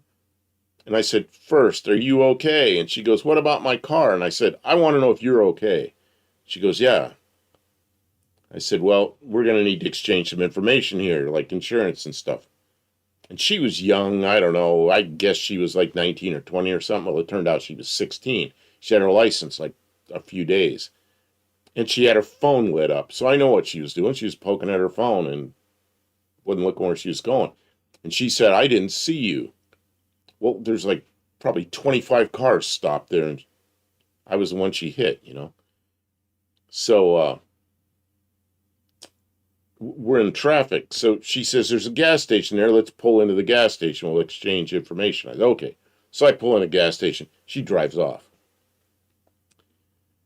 I don't know why. I looked at her license number as she drove off and got it. And so I called the police, and they got there, gave me a license number. They looked it up. He says, "Yeah, it's a local car." It matched what I said it was. So I said to him, I was in Maryland. I don't know the laws there that well. I said, "Is that a crime, leaving the scene of an accident?" And he goes, "Yeah, it's a crime. It's a misdemeanor. She could be arrested for that." And I said, "Okay." He goes, "Well, I'm gonna go find her." So he found father. Father says she's at work. The cop went over there, and the cop called me later, and he goes, "Oh, the cop was headed over there after talking to her father." And he goes, "Well, she's 16. And I said, "Okay, so nothing's gonna happen." And he goes, basically, he goes, "But I can scare her a little bit. I can tell her you haven't decided if you want to press charges or not, and she may have to go to jail." I said, "Yeah, do that." So, Oh, poor girl. well, she smashed into my new car and drove off. What kind of thing is that? So a while later, her father calls me. He goes, "Oh, man, I'm sorry. My daughter handled this all wrong." He goes, "But I don't want to go on my insurance." He goes, "Just get estimates." He goes, "I'll pay you whatever you want." I said, "Okay." He owns some big construction company. So he paid it, but she drove away. Olive, welcome to the stream. Call off the dogs. The truancy police need to let up. There's no What's this? that it's important for us to be on time, Oh, but viewers can come in they can and come and go go. as they need. We're here to entertain you. This is not a obligation, but it is social time. So, it's more fun if you're here, but it's not required. Be nice, folks. Okay, so another one from Another one. Buddy Carfano. That is a late model land yacht. Excuse me. I don't know if anybody ever called those land yachts, but they certainly deserve it. No, those are Yeah, the D-Man's here. sport utility. No, not Yeah, sport utility vehicles. that's an SUV. It's a giant SUV. You don't want to get hit by that. No. Man. D-Man. Oh, you know what? I used my horn today. That's a V10. Wow. How are those V10s? Every once in a while, I'll see a van around with a V10. The V10 Ford is a modular engine, which is the same architecture as my engine. Yeah. The 4.6 and the 5.3, and then whatever the V10 is. I kind of got that the advantage with the V10 over the V8 of the same sort of area is that the V10 uses more gas. Yeah. Well, and A couple of them said thirsty, Kim. Yeah. Ford The V10 uses more. Ford V10 isn't that big. I think it's like 414 or 416 cubic inches, something like that. It's by liters, but I've did the math and figured it out. And then, but the good V10 is the Viper or the one in the Dodge trucks. That's Well, a that's big, not powerful made by engine. Ford. Huh? That's not made by No, but Ford. it's a big, powerful engine. That Oh, V10. yeah, but I think the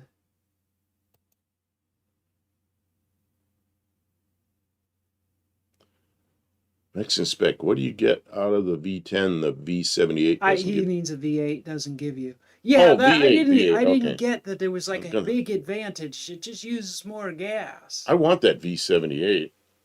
Okay, let's see here. Kevin says you're not fitting that in my garage. No, No. no, that's an outdoor toy. And more expensive tune-ups and problems with exhaust manifolds. Yeah, I mean it seems like it might be a Okay. problematic thing. We already saw this car. Yeah, I know. I'm just going Oh, back to okay. the. I'm just going back to where I can click to the next one. Oh, that's a big old thing. That's what is that? A 60 Cadillac? Not a very. Doesn't have a lot of resolution, but it's a 60 Cadillac. Yeah.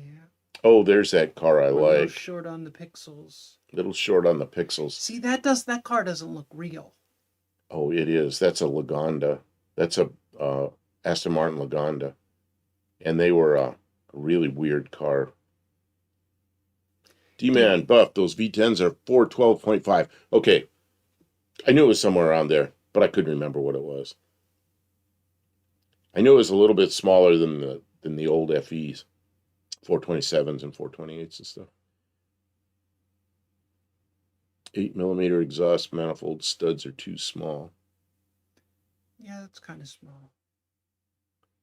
Yeah, so I like these. I like this. I don't know why a lot of people don't like this. Doug DeMuro, if you know who Doug DeMuro is, if you go back and you search Doug DeMuro, Aston or Lagonda, he laughs at the thing all the way through, but he does a really good report on it, drives it and everything, shows all the what he calls features and quirks, and it's full of quirks. It's a pretty good video. Oh, there we go, a 60 Plymouth wagon. Wow. Oh, D-Man says I seen that DeMuro one. Yeah, that's a good video. I see because I liked those when they came out. The first time I saw one, all the cars were kind of square then, and that thing was really square, but it was low and it was cool looking. And so I watched it. When I saw that he did that, I watched it. Yeah, this is a this is a 60 Plymouth, 1960, and that's the first year. See, 59 still had the flathead 6 or the big V8s. And this was the first year with a slant 6. You could actually get that in a slant 6, but most of them had V8s in them. What? What is this? A land yacht. Yeah, I guess it is a land yacht. You're sitting up there like a yacht. That to me is commitment to the gag. List of savers of Doug DeMuro is full of quirks. Yeah, I'd say my favorite Doug DeMuro one is the Aston Martin Lagonda, and then he also did the one. What was the? I can't think of the car. It was a sports car about the size of like a Lamborghini or something, but they were made in the Los Angeles area, and they had big block Chevys in them. And I can't think of the name of that thing, but he also that was also another one of his good ones. I don't know. I don't watch Doug DeMuro a lot, but once in a while I see a car that I kind of want to see it. He does a lot of new, expensive cars, which I don't care about at all. Really expensive cars. But when he does one of the older ones, a lot of times I like him. Yeah, the boatmobile. What is it? Oh, now that's a land yacht. Yeah, that's a big thing. That's a 1960 Cadillac. Braden sent this in, I think. Um, yeah, Leslie Saber, you got it. The Vector. You can also do a Doug DeMuro one on the Vector. He did he did a report on that, and it was pretty good. Yeah, D-Man says that's a 75. Fleetwood 75. E-Fog is here. Welcome in.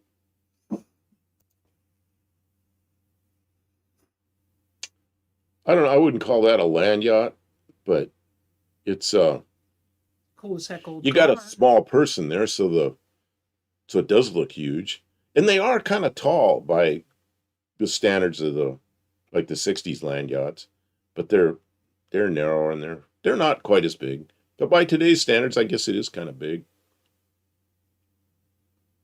D-Man, I had a '69 Calais. That is a big Cadillac. Yep, it's a 55. Next it says, but is the 60 Cadillac an R or an S? I don't know.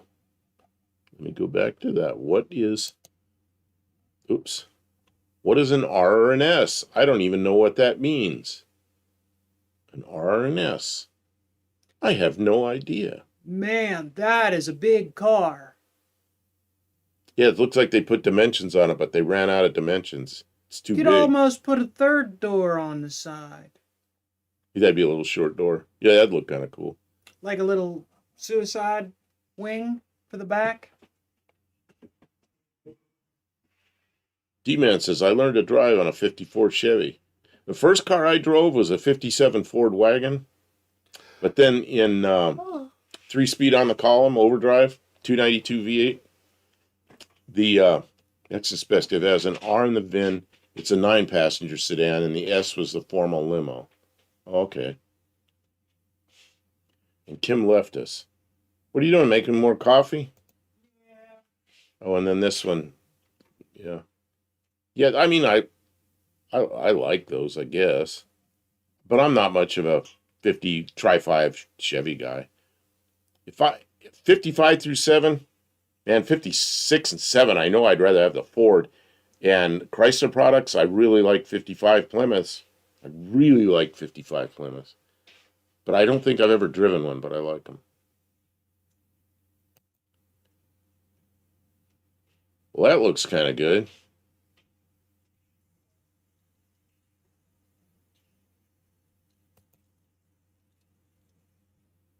I don't know why Braden sent this in, but he sent it in.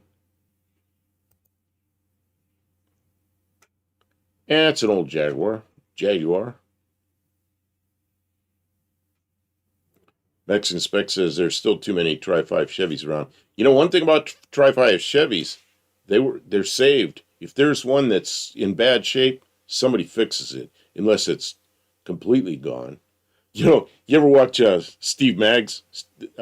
Steve Maggs did one, and it was a 50, I think it was a 57 Chevy wagon that was in the junkyard, and it had all grass growing up to it, and these guys grabbed onto it something and to pull it out of the grass, and of course it's up there in New England where everything's rusty, and it just pulled the car all apart, and the roof collapsed, and the thing just destroyed it when they tried to pull it out, and it was too far gone. Oh yeah, that's not a land yacht, but that's a expensive car that people like. I had a friend that liked these things. He had one for a while, and I don't know what happened to it. He probably sold it, probably got good money for it. And that was back in the 70s, and they were worth a lot then. I can't imagine what they're worth now. I think, didn't Hoovy have one of these for a while? So, yeah.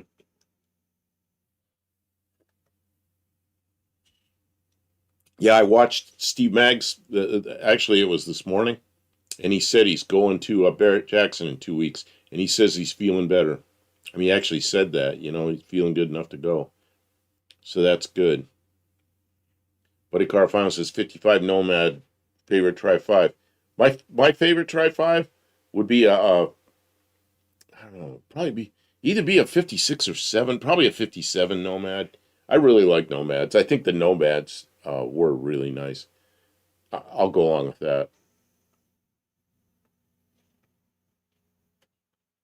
Luis says, Mercury Z7 was so awesome. Well, thank you. That's what I drove today. Okay, this is some big old gasser-like thing. This, the resolution's really bad on it because it's a little tiny picture. But what is that, a 55 Pontiac? I think it is.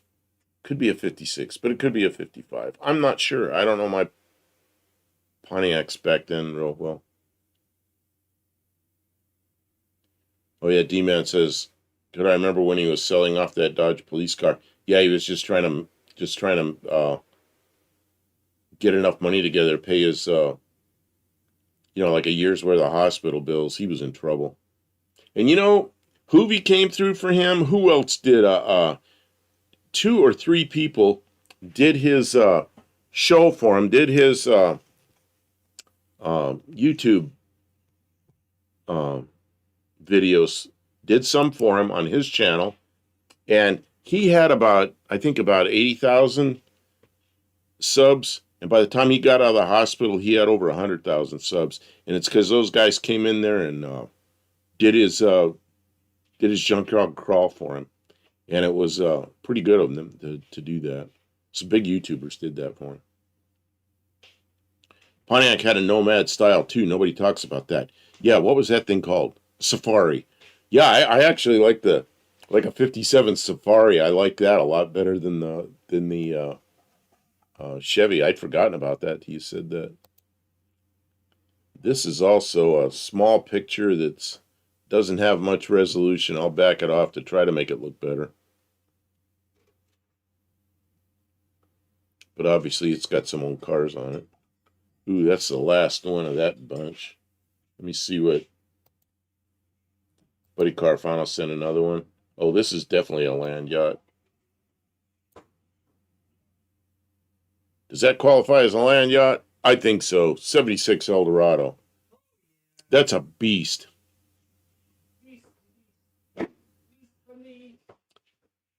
When I had my first radiator shop, I was at one end of the block. Down at the other end of the block, there was a Shell station. It was enormous. It took up a whole block, and they had, besides gas, like 3 different sections with gas, they had a huge service bay. And they all went to lunch one day, and they came back, and they had one of those 2-post, those hydraulic 2-post lifts that go up like this.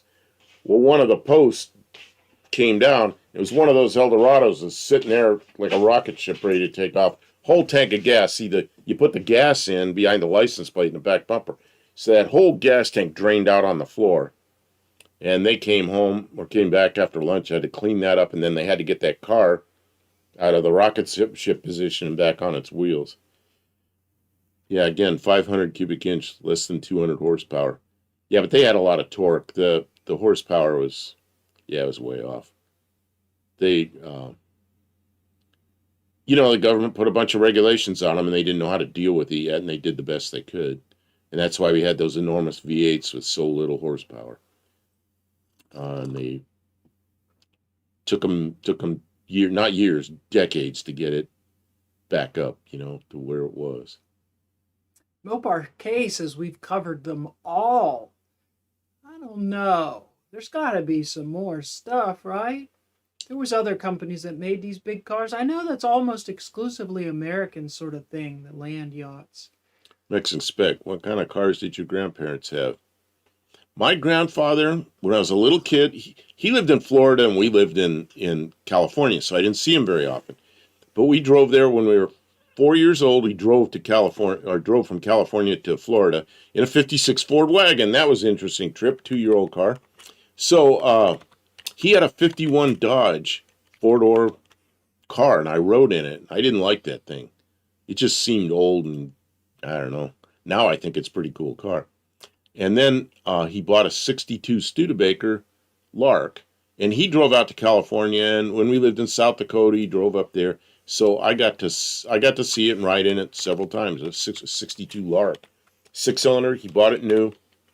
First car he had with an automatic. EFOG says Dodge Monaco. Yeah, maybe you can find a 66 Monaco. what is that? 1966 Dodge Monaco is one I really like. Oh, Parquet. Me growing up They had a Ford van, 2000s model. He then had a Lincoln Town Car, 2006, till my grandmother passed. Past cars I never asked. Yeah, my grandparents were quite a bit older. Oh, what happened? Oh, there we go. See, now I like the Monaco a lot. I like that nose that has that little pinch in the middle, kind of like a new, kind of like a new Hyundai or a Kia. Oh, it's Kia that has a little pinched nose. But I love those taillights. And somewhere I've got a model of one of those. I hate to know where it is. It's probably ruined. But I have a 66. Oh, and all these guys, like Kevin's talking about the models. So I got on eBay and I'm looking for models. And those things, that 66 Monaco, there's a few of them around.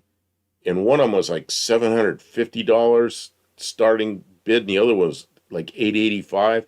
It's like, are you kidding me for a model car? I guess it's a rare one.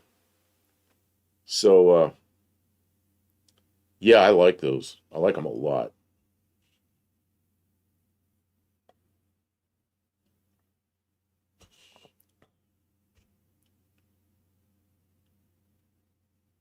Well, Parquet says Duster has the radiator out of a Monaco. Yeah, the Monaco has a 26-inch wide radiator, and the Duster was quite a bit narrower. I think they were 22. Those are my years that I was doing radiators, so I know them real well. I even know the Modine number on that 26-inch is 332. I sold a lot of those. Sold a lot of the number 332. Big wide Chrysler radiator. D-Man says his dad had a Coronet wagon that was Plymouth green and the Susie black seats. I don't know what that word is. Where's that? I think it's probably a spell check. Oh. Don't know what that is.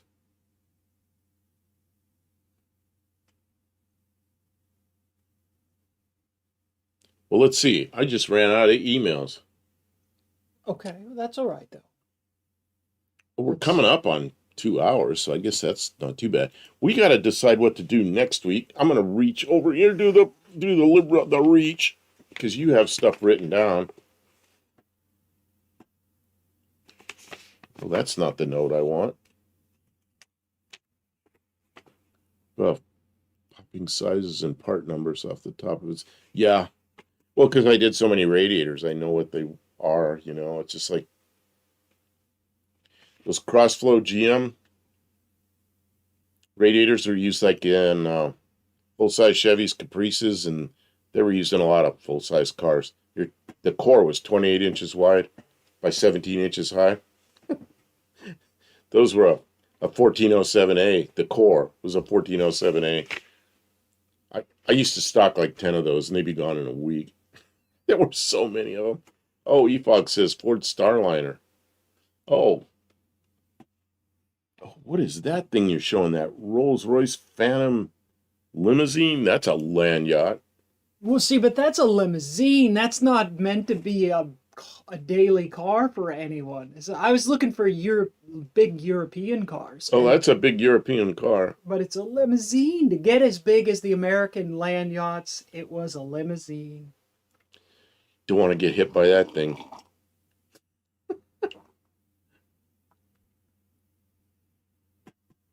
What is this? Oh, Parquet, did I tell you I learned how to fine-tune an engine? Congratulations, Mo Parquet. I saw you talking about that that you figured out timing, like it finally registered for you.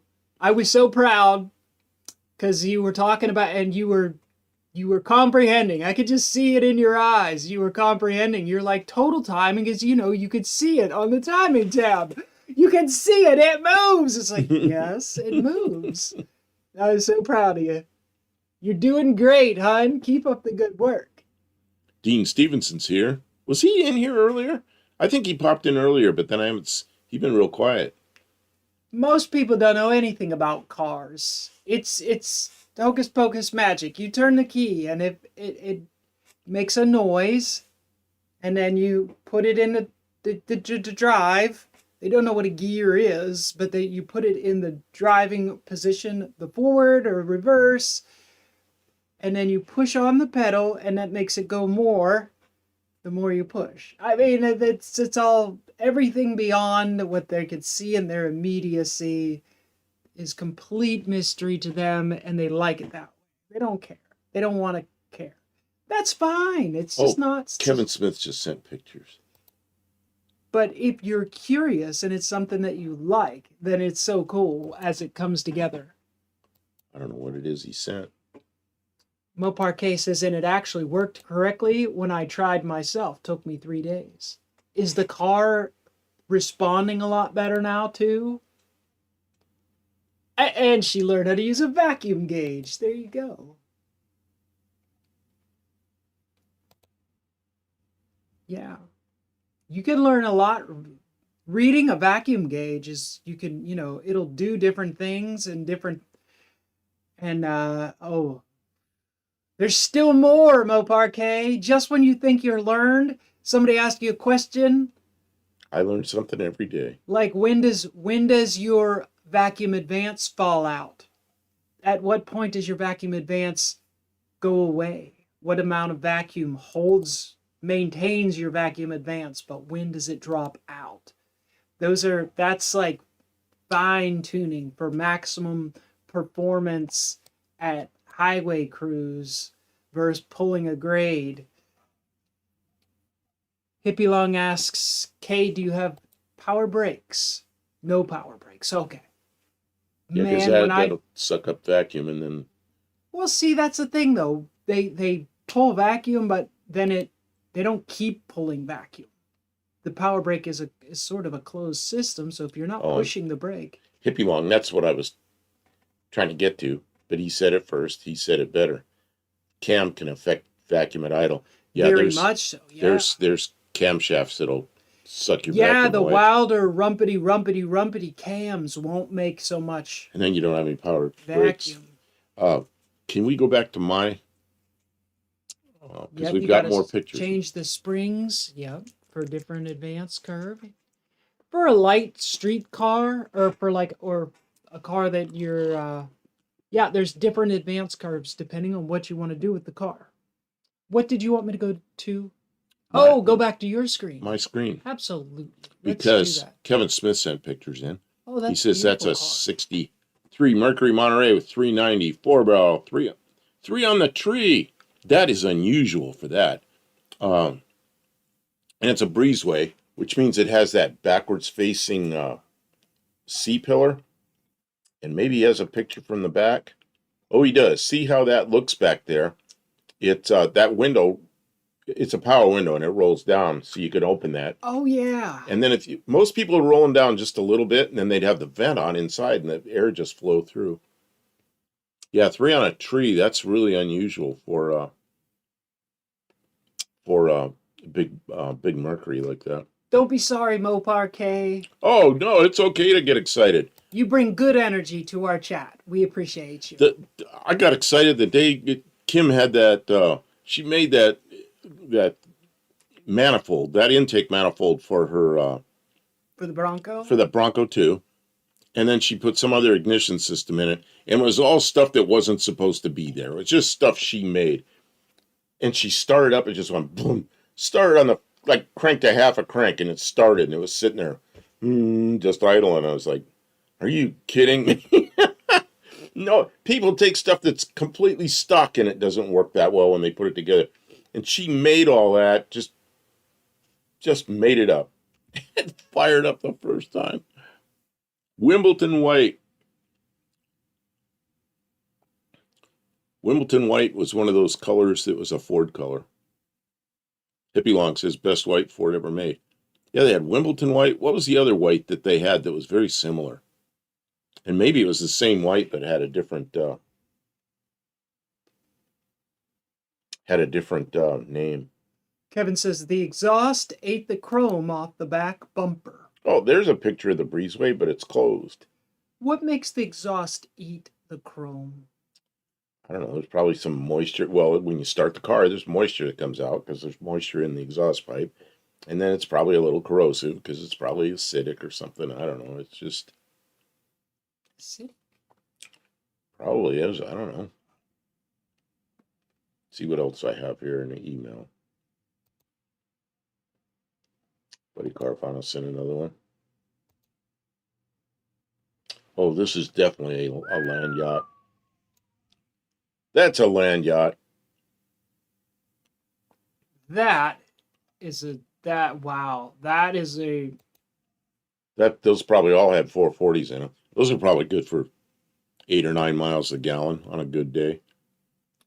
I don't know. I thought some of those cars just had the 318s in them.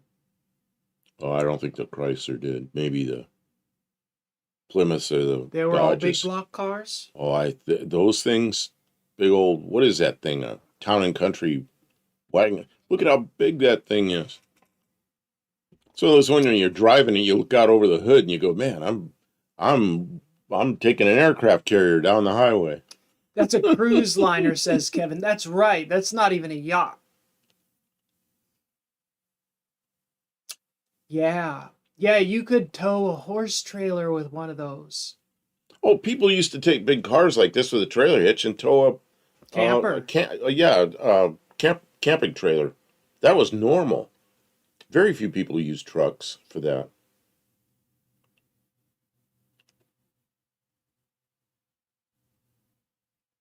Kevin's mom sold Avon. Avon lady calling. And Tupperware. Yeah, those. Okay, so next week. They I'm looking at this- absolutely had Avon in the 70s. Oh, here's another one. In the 70s? Lester- Boy, by the 80s they did, so probably in the 70s. Lester LeSabre sent another one in, so I'll see what happens there. They might have had that in the 60s. I think I can get this. Hang on. What are we doing? I got another picture. Lester LeSabre sent one in. You wanted a German land yacht? Although it still doesn't look as big as the American ones, but it's a big car. that one's in. That's a lot of car. That's not in. That's some. I don't know what that license plate is, but it is right-hand drive. So everybody needs Tupperware. Mexican spec Tupperware is so expensive. So expensive. I remember the Tupperware part. What's the stuff I buy with the red tops on it? It's another well-known name. But you buy them in the store. Well, half of the Tupperware thing was, I remember when I was a kid, my mother would go, I'm going to a Tupperware party, and she'd come home, and I ordered this and this and this, and she had a bunch of it. But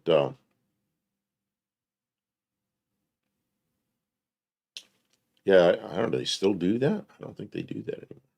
Well, I just don't know anybody that does it, probably. Yeah, Tuppermade. Yeah, Rubbermaid. Rubbermaid, that's the one I buy sometimes. But they're the ones that last a long time. Okay, what are we going to do next week? I don't know. I'm sorry, I got Olive confirms that, yes, they had Avon ladies in the 70s. Kevin Smith says his mom's favorite job was testing tires for Firestone in a Ford Capri with 4 different tires, one on each corner. That's kind of neat. Okay, go ahead. We were talking about next week. Yeah, next week. Somebody come up with a couple ideas, and then we'll narrow it down to what we're going to do. They're saying Rubbermaid. Is that the... Rubbermaid's the one I buy, yeah, the ones with those red tops on them. Kevin in Mexican Spec, you get 2 points for guessing Rubbermaid. Cars with spots. Cars with spots. You're not hiding nothing in there. A lot of windows. Yeah, it is a lot of windows for a car like that. Japan? What, Japanese cars? I don't know about that. Patrick says, I just use shed spread containers. Oh, I have a lot of containers. Kim uses sour cream. And so those containers, I always wash them out. I got lots of them. So I use those a lot. Oh, there we go. Right there. And I keep the tops, and they work fine. Those got lights on. Oh, yeah, these got 68 Chrysler Chrysler, marker or lights. actually Dodge and Plymouth, yeah. Marker lights. You know what? I turned on my CAD because I was going to draw those, and it didn't come on. So I got underneath it, crawling under the desk, and plugged it in. I go, okay, there's no electricity, and I turned it on again, and it doesn't come on. I don't know what the problem is with that computer. I got to get under there and figure it out. I don't know why my CAD computer doesn't come on. I don't know. It's been sitting there by itself for a very long time. Buff, sometimes you miss the comedy or cam. Sometimes he does. Yeah, we forget. It's tough when it's all text. You know? In person, there's like more to comedy. My son is 9 years old today. By the way, everybody. 9. Congratulations, Moparquet. Please wish your son a happy birthday. Well, Are you guys having cake and ice cream or anything? What did he get? What did he want? Did he get any presents that he wanted? I remember when I turned 9, because I told somebody I was almost a century old, and they corrected me quickly. No, you're almost a decade old. So it's when I was 9 that I learned the difference between a decade and a century? Yeah. They probably all were like, what is he talking about? Feliz cumpleaños. That's Spanish for... Teach him right, Moparquet. Include him in your learning experience. Well, by the time I was 9... he has a party Friday. Okay. 9 or 10, I was on the countdown to 16, because that's when I was going to get my driver's license. And it was... And my mother told me, you got to earn some money if you think you're going to have a car. We're not buying it for you. Somewhere in there, she drove me down to the local newspaper and said, go in there and get a job. I said, you're not coming with me? She goes, no, go in there by yourself and get the job. And I went in there. And you know what? I got a paper out that day. And I saved money for 3 years. And I met so many people, because half my paper out was downtown, old downtown, half of it was poor people. And I learned how to get money from poor people and be nice to them. Go back, just be persistent. But they want a newspaper, so they paid for it. And then the businesses, I knew all the car dealers and the motorcycle dealers and bicycles. And the guy in a bicycle shop hired me to work there. So I do my paper out, then I'd go to the bicycle shop. And I saved money, and I bought a 6-year-old car when I was 16. Bought a 64 Ford Galaxy. Moparquet says he wants a phone. That makes sense. I can understand that. And he says 9 is way too young, but a bunch of his friends probably have it. Teach him.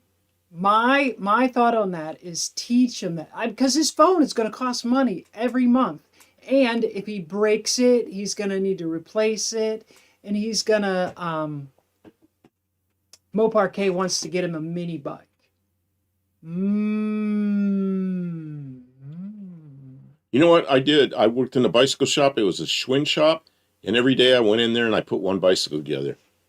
There was a stand. I knew how to put it in the stand without ruining the stickers and everything on it's a down post. Come down from where the seat is. That's where you grab onto it with this rack.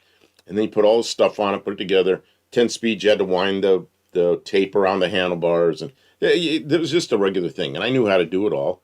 And the guy knew that because I was painting bicycles. I was buying a lot of stuff from him. And he goes, you want a job? A real job? I go, sure. So I went to work there. And that was a good job. And they were good people. It worked good till I crashed a bicycle in front of the shop. And I got hurt pretty badly. Mexican Spec says it doesn't matter what his friends have. No, it's no fun being in a world where everybody has things that you don't have. I mean, I understand, like, make sure he does his homework. It's a privilege to have the phone. If he is doing his schoolwork and getting good grades and his behavior is good and he's helping with the chores, then absolutely make sure he has everything you can give him. Everything you can give him. But if he doesn't want to do his stuff, if he's acting up in school, tell him, look, this is contingent on your good behavior. You have this because you've earned it. And a birthday is nice, but just getting older does not entitle you to a bunch of stuff in the world. Like, honestly, getting older doesn't get you stuff. It's like a bad lesson to teach people. Like, yay, you have a holiday. We have a holiday, now you get stuff. Like, in the real world, we earn the things that we have through our, like you said earlier, like, he and I are here every week, and we're consistent, and that earns us a level of like people trust us, and like we've earned it, that people have some appreciation for us. And if we don't do the things that we're supposed to do, it kind of just goes away. Like, we stop doing this every week, like at some point you guys will all go somewhere else and forget about us and move on with your lives, and that will happen with him as well. So if you teach him, like, if you do the stuff, you get the stuff. You can have everything you want, anything you want, if you're willing to work for it. If you could teach him that lesson, a phone is a cheap investment. FFA is big around here. Future Farmers Association? Really? Is that what we're talking about? Okay. All right. Sorry, I went on a big Somebody rant. sent me. Ice cream cake. You got to race Tony for it, Luis. Somebody sent me pictures of their 87 Sportster, 1100 Sportster, but I don't want to read their real name, so please identify yourself here. There's a Sportster. Ah, Todd Saw's here. Fun little toy. I missed Todd Saw when he came in. A phone gives him access to the whole world, good and bad. It does. And it is dangerous. And like, I was just watching something that they were talking about, teachers are having problems. A lot of kids cannot read at their reading level, like their grade reading level. Like, make sure your kid can read before you give them the brain rot of TikTok. Okay, yeah, Steve Edwards. We're going to be on here for, at least probably sometime. Sorry, Mo Parquet, I overtalked it. Sorry. She's like, what happened to live ideas? Okay, so. We're still here. We're just talking. Next week. Let's inspect. You can't off-road on a Harley Davidson with street tires. So who is this? Who sent this in? I don't want to read a real name on Luis, that's not a Honda. It says Harley Davidson right on the side of the tank, and it's got the V-twin engine. Oh, wood chip. Wood chip? Are you in here? Kevin says kids should be 18 before they get a phone unless it has a 2-foot curly cord on it. Kevin, get with the times. Come on. You're not going to hide your children.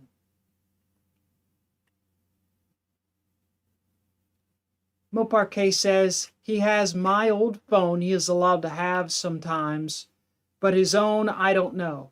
Yeah, that makes sense. Contingent on his good behavior, he gets phone privileges. That's realistic for a 9-year-old. Oh, look at that. Somebody's doing all the work, putting it together. Mo Parquet's trying to get me to stop. Stop. Hello, world of wood chip. Mo Parquet sent something. Where is he? Where is he? I think that's who sent in this. Is it? The Harley pictures.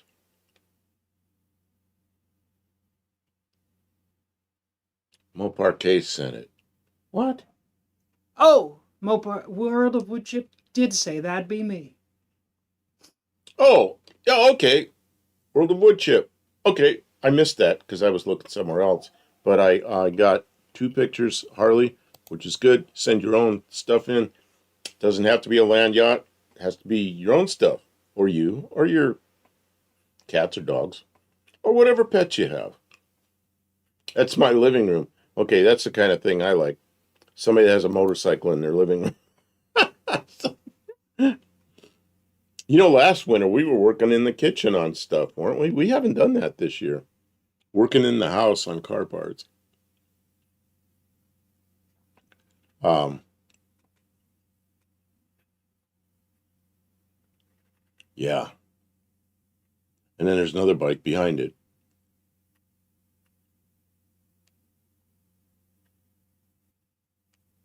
Kevin says his daughter's a great kid.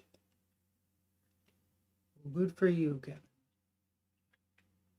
Well, you know, Just don't expect the phone to raise your child for you. Some kids have phones and they do fine with it. Other ones just like, you know, pretty soon they're just buried in their phone. Now, I've known both. Those apps are designed to be addictive, so you have to really be aware. I know kids that have had trouble and kids that have not. And probably going to have trouble no matter if they have a phone or not. I don't know.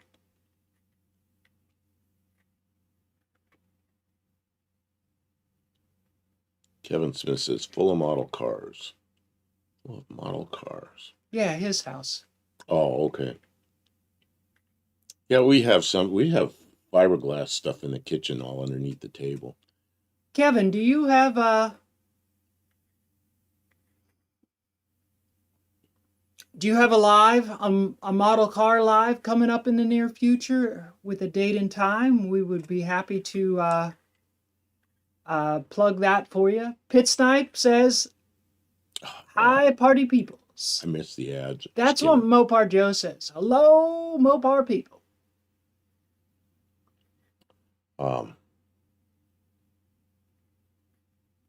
Snipe. That's what you look up. That's a British land yacht. What? A Super Snipe. Nuh-uh. There's a car called a Super Snipe? A Super Snipe. It's a big British car. Well, it is kind of big. Yeah, they made them for many, many years, so they were all different types. That's the wrong one. There we go. The Super Snipe I know about is like that Humber Super Snipe, or Hummer, whatever it is. 1965, that black one, or... Yeah, I don't know, that was a... Yeah, look at that thing. It looks sort of 57 Chevy, kind of 50... Except for the quad headlights. Yeah, 1965. Yeah. Steve Edwards said he sent a picture. I looked over there was no email, and just as I looked over there, Bang! Email popped up. Let's see what Steve Edwards sent. Oh, I see what he sent. Oh, man, I know what he's doing. He's trying to sell me. Granddad's Junk is here. Hey, we looked at your pictures way earlier, Granddad's Junk. Thank you for sending pictures. We looked at your pictures way earlier. Buddy Carafano says, I'm old, though it was a big thing when I got a TV in my bedroom. I was 17. Boy, I didn't have a TV of my own. I had a TV. So that's another thing. Had the paper out. I'd saved some money, but then I had money that I kept off to the side to buy model cars. And I spent $100, which was a lot of money then, on a 7-inch Sony, little black and white, and I put it in the headboard of my bed. And I wasn't supposed to have it on at night, but of course I did. I turned the dim way down so my parents couldn't see the light under the door. And I had a headphone, and I used to go to bed every night watching Johnny Carson. And I'd fall asleep. You do the monologue, and then maybe I'd see one guest or something, and I'd be asleep. But because of the jokes he told and stuff, it made me pay attention to what was going on in the world. And Johnny Carson had a real way of telling jokes. If he had political figures in there, you never knew what side he was on. He told the joke about something silly they did. And, but it made me pay attention a little bit. So I don't think it was all bad. I don't think it was bad at all, really.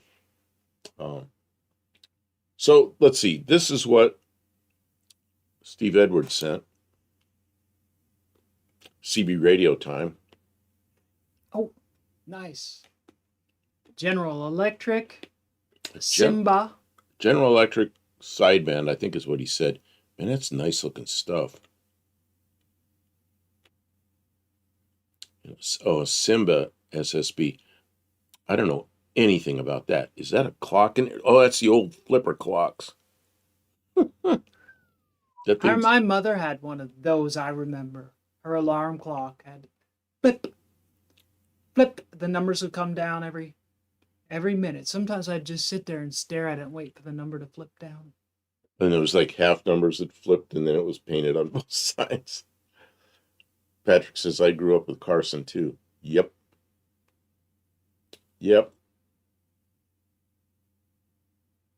Mexican Spec says his dad gave me the TV for my room. Well, I'll be darned. Y'all got TVs. I didn't have a TV. Luis says radio, my favorite. Luis, you have CB radios down there? People do CB radio stuff in Venezuela? Man, I talk to people out in the Caribbean, but I've never heard anybody in South America. I've never heard anybody that far away. I probably heard people that far away, but just not that direction. And of course, they'd be speaking Spanish, so I might not know they're from Venezuela, because you go to Channel 9 when the skips in was a lot of propagation. You know, you can go into on Channel 9, and that's where Mexicans use Channel 9 a lot. You know, so you hear all the Spanish speaking on Channel 9, but it's like way too many people on there. And then of course I don't speak Spanish worth a darn, so I don't hang out there. But I know the skips go in that direction when Channel 9's all flooded. Pit. I fix TVs. Most of the crap that Walmart sells under 30 different brand names. Disconnect the button board, and the things run forever off the remote. Oh.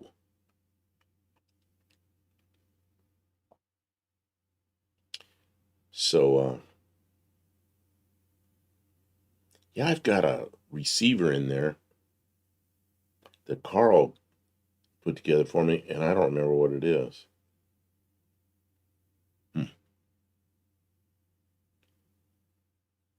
Okay, Steve Edwards. Super bass is the most dollars that I have. Super bass. So that's the top one. That's the General Electric. One thing I like right off is it's got a front firing speaker. And I mean, that looks like it's got a lot of good stuff on it. Although I can't read that real well. Maybe I can zoom in and read it, but the resolution probably isn't there.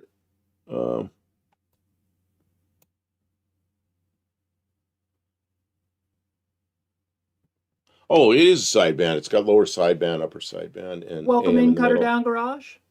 Sorry for interrupting. No, that's okay. And then the bottom one, I know it's sideband because it says sideband on it. Oh, we didn't pick a topic for next week. No, I know. I've been waiting to pick a topic, and nobody wants to pick a topic. So I'm just, I was waiting for somebody to come up with one.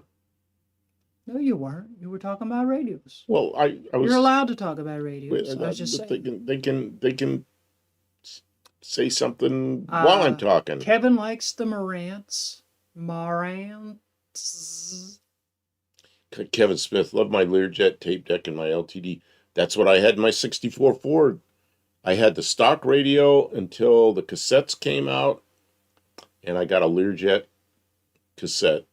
You know what I did? I did a radiator for a guy, and he says he worked in a stereo shop. He goes, I'll get you a good stereo.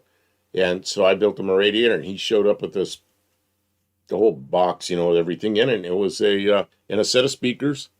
And I had 4 speakers, and I had a Learjet cassette, and I put it in my car, and it was pretty nice. Sounded good. Does anyone watch Dr. Perkinstein? I don't know who that is. Cut It On Garage. I miss Zenith. Yeah, my first good stereo was a Zenith. It was I had friends that, in fact, comes in here sometimes. A guy named David and another guy named Gary. They're brothers. They're in here sometimes. But they worked and their father had a TV radio stereo shop, and they sold Zenith and RCA, and then they dropped RCA, and they had Zenith and GE for a while, but they were always a Zenith dealer. And I bought a whole thing. Oh, there's Olive saying, "Have we done roadsters yet?" No. Roadsters. You know what a roadster is? It's a convertible that doesn't convert. Right. That might be a good one. How about Russian cars would be a short show? I think Nobody'd roadsters is nobody'd better. come in.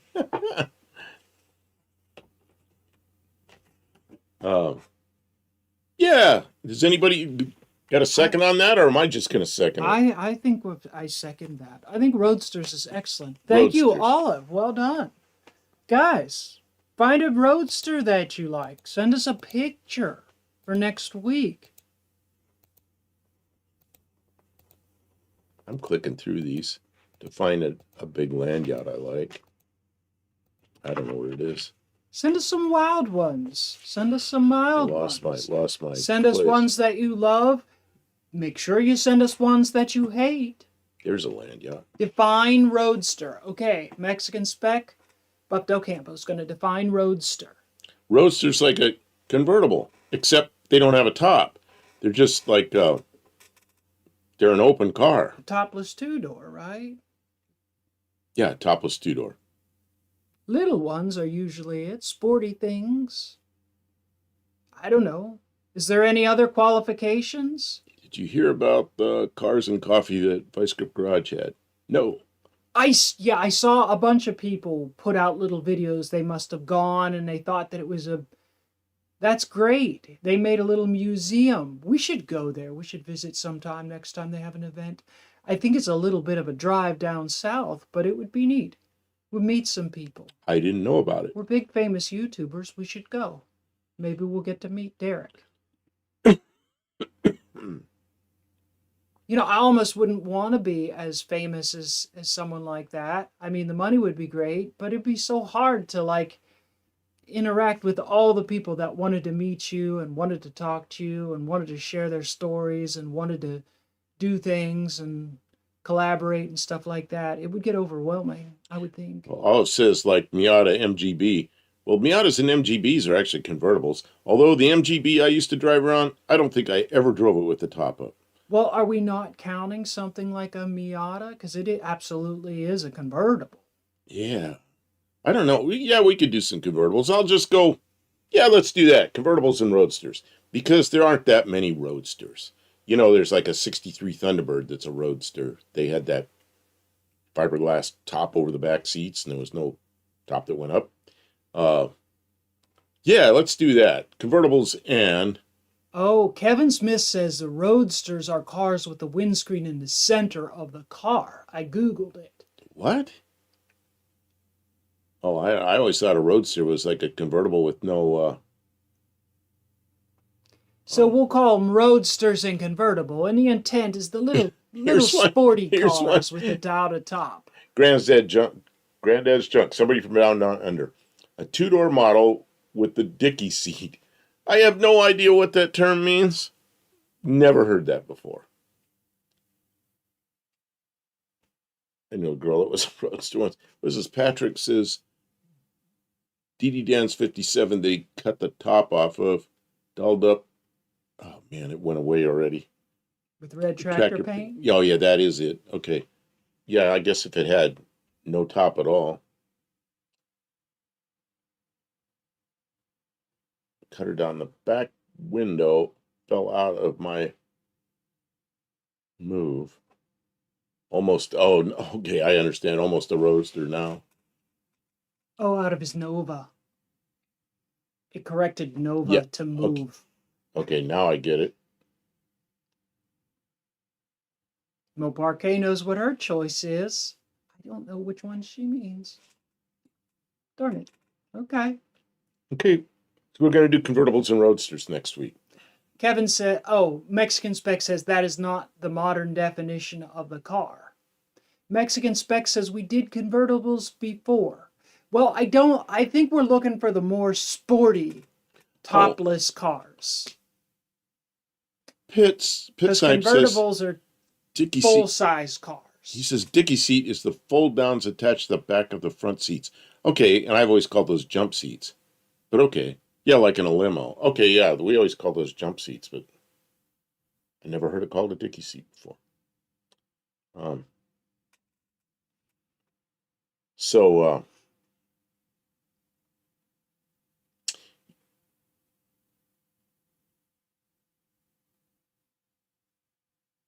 I'm trying to read all this. I'll be sending you drag car roadsters. Oh, that's another thing that's a roadster. I suppose that um, a bucket T would be a roadster, unless you had a top on it. Mother-in-law seat. I need one of those for the kid, for the warden. Hemi Cuda convertible, most expensive Mopar. Is it really? It probably is. Yeah, I mean a Hemi. Any second gen Hemi's going to be Cuda convertible. crazy yeah, that'd be an expensive. expensive car. Absolutely. Cut her down. When you look at your friend and their face is blowing in the wind, you're in a roadster. Man, I was in a boat one time that had a Hemi in it, and the guy just flying on the water, going 90 miles an hour in the water. It was a hydro, so I got to get my hands in there. So the sponsons up front are like this, and we are flying, and he's driving, and there's a girlfriend of his sitting between us, and I start to turn like this, and I can feel it's going to pull my glasses off. So I grab my glasses, I look over, and neither of them have glasses on, and they got tears going straight back from their eyes like this.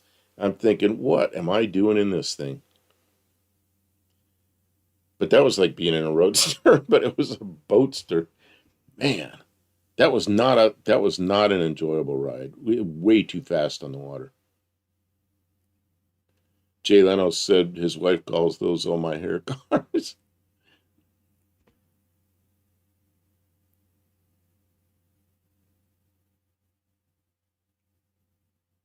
Yes, Sensui. I remember that. Speaking of Henny, I want to drive dragsters one day. Big goal. Yeah, Jay's wife says, yeah, they're struggling. So, we got, as usual, toward the end of our stream, we have more people in here we've had all evening. So, I don't know what time is it. We're 2 hours and 22 minutes. It'd be long. Pit or Heathkit amps and receiver. Man, I have Heathkit stuff. The first CB radio I had was a Heathkit walkie-talkie when I was 9 years old.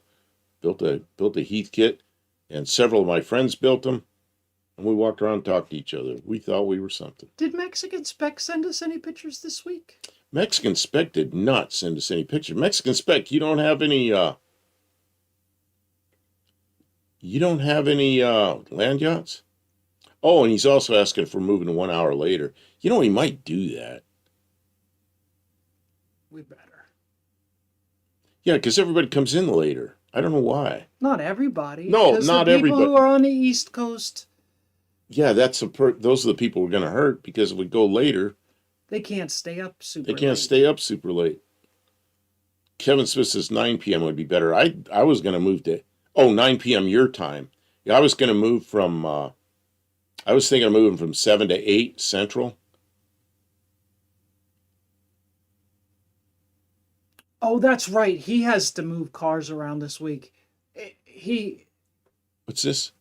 Oh, Mexican Spec, because they're going to export that car. They have to take it. They have a big thing coming up. I understand Mexican Spec. It was just, usually we spend a little bit of time talking about Mexican Spec and the things that he does. so this is what we'll do. I didn't want to leave you out. To increase his frustration level and sell more cars. Yeah. Mexican Spec, can you put up two things? A link to your my favorite Instagram site is a link to that, and maybe a link to your own site, and at least we'll get that much up, because Mexican Spec says everything went wrong today. We weren't able to get the truck. oh no. Yeah, that's bad. I'm sorry to hear that, Mexican Spec. Yikes. Granddad says he came from Kiwi. It's afternoon. How was the stream over? Is Kiwi doing well? And did you guys have a good turnout?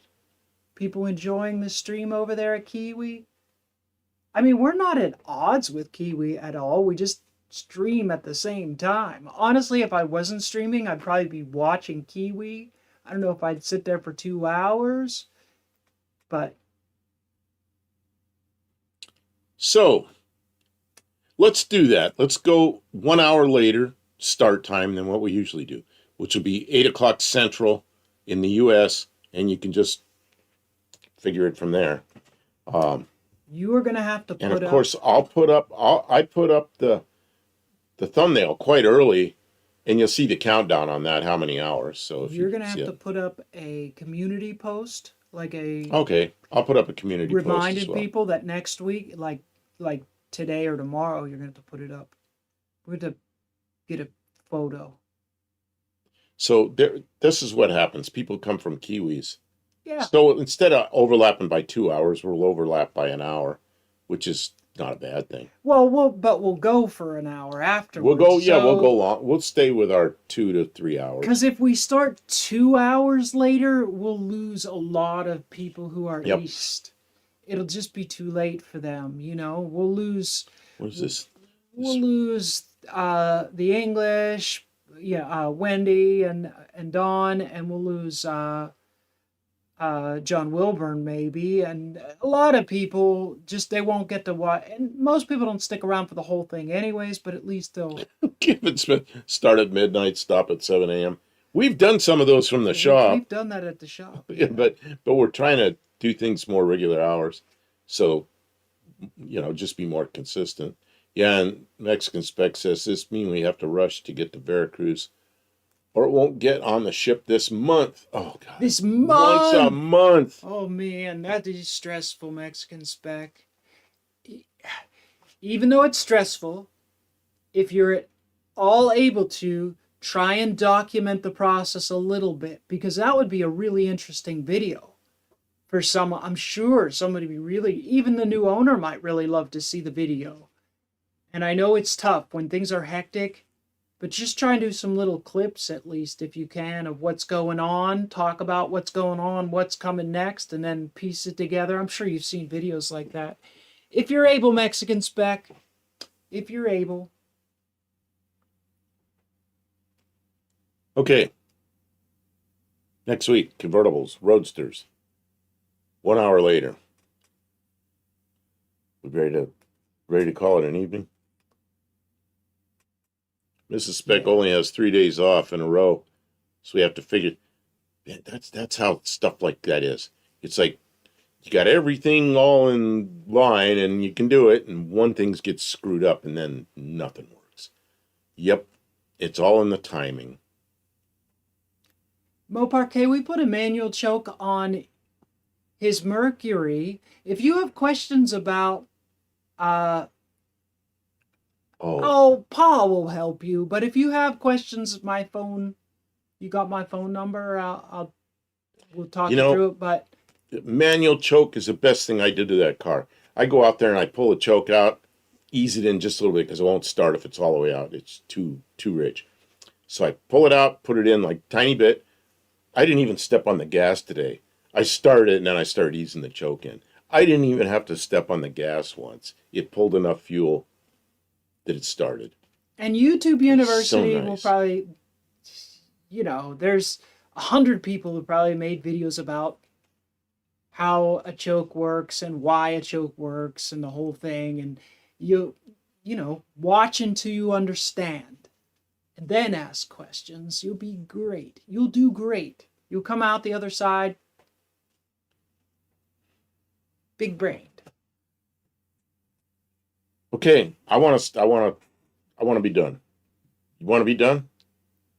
Yeah. Okay. 2.5 hours. 2.5 hours is enough. Is enough. Thank you, So, everyone, for without being hitting here. Kim in the face, good night. You've made it to the end. I'm awarding everyone who is here an additional 3 points. You've been a great audience. I'm sorry that we got a really slow start around here, but we will try and do better. Thank you, everyone, for being here. And thank you, Mexican Spec. Good luck. You're going to get it. You got it. You got this. Thank you, Kevin. Everyone who sent in pictures. Danny Boy just showed up. Danny Boy? He's good. He was probably watching and he just said goodbye. Now he says goodbye. It's like he missed the whole show. Well, maybe he did. Maybe he didn't. All right. We will see you all next week. Or no, we'll see you all on Thursday. Thursday. Hopefully, or Saturday, or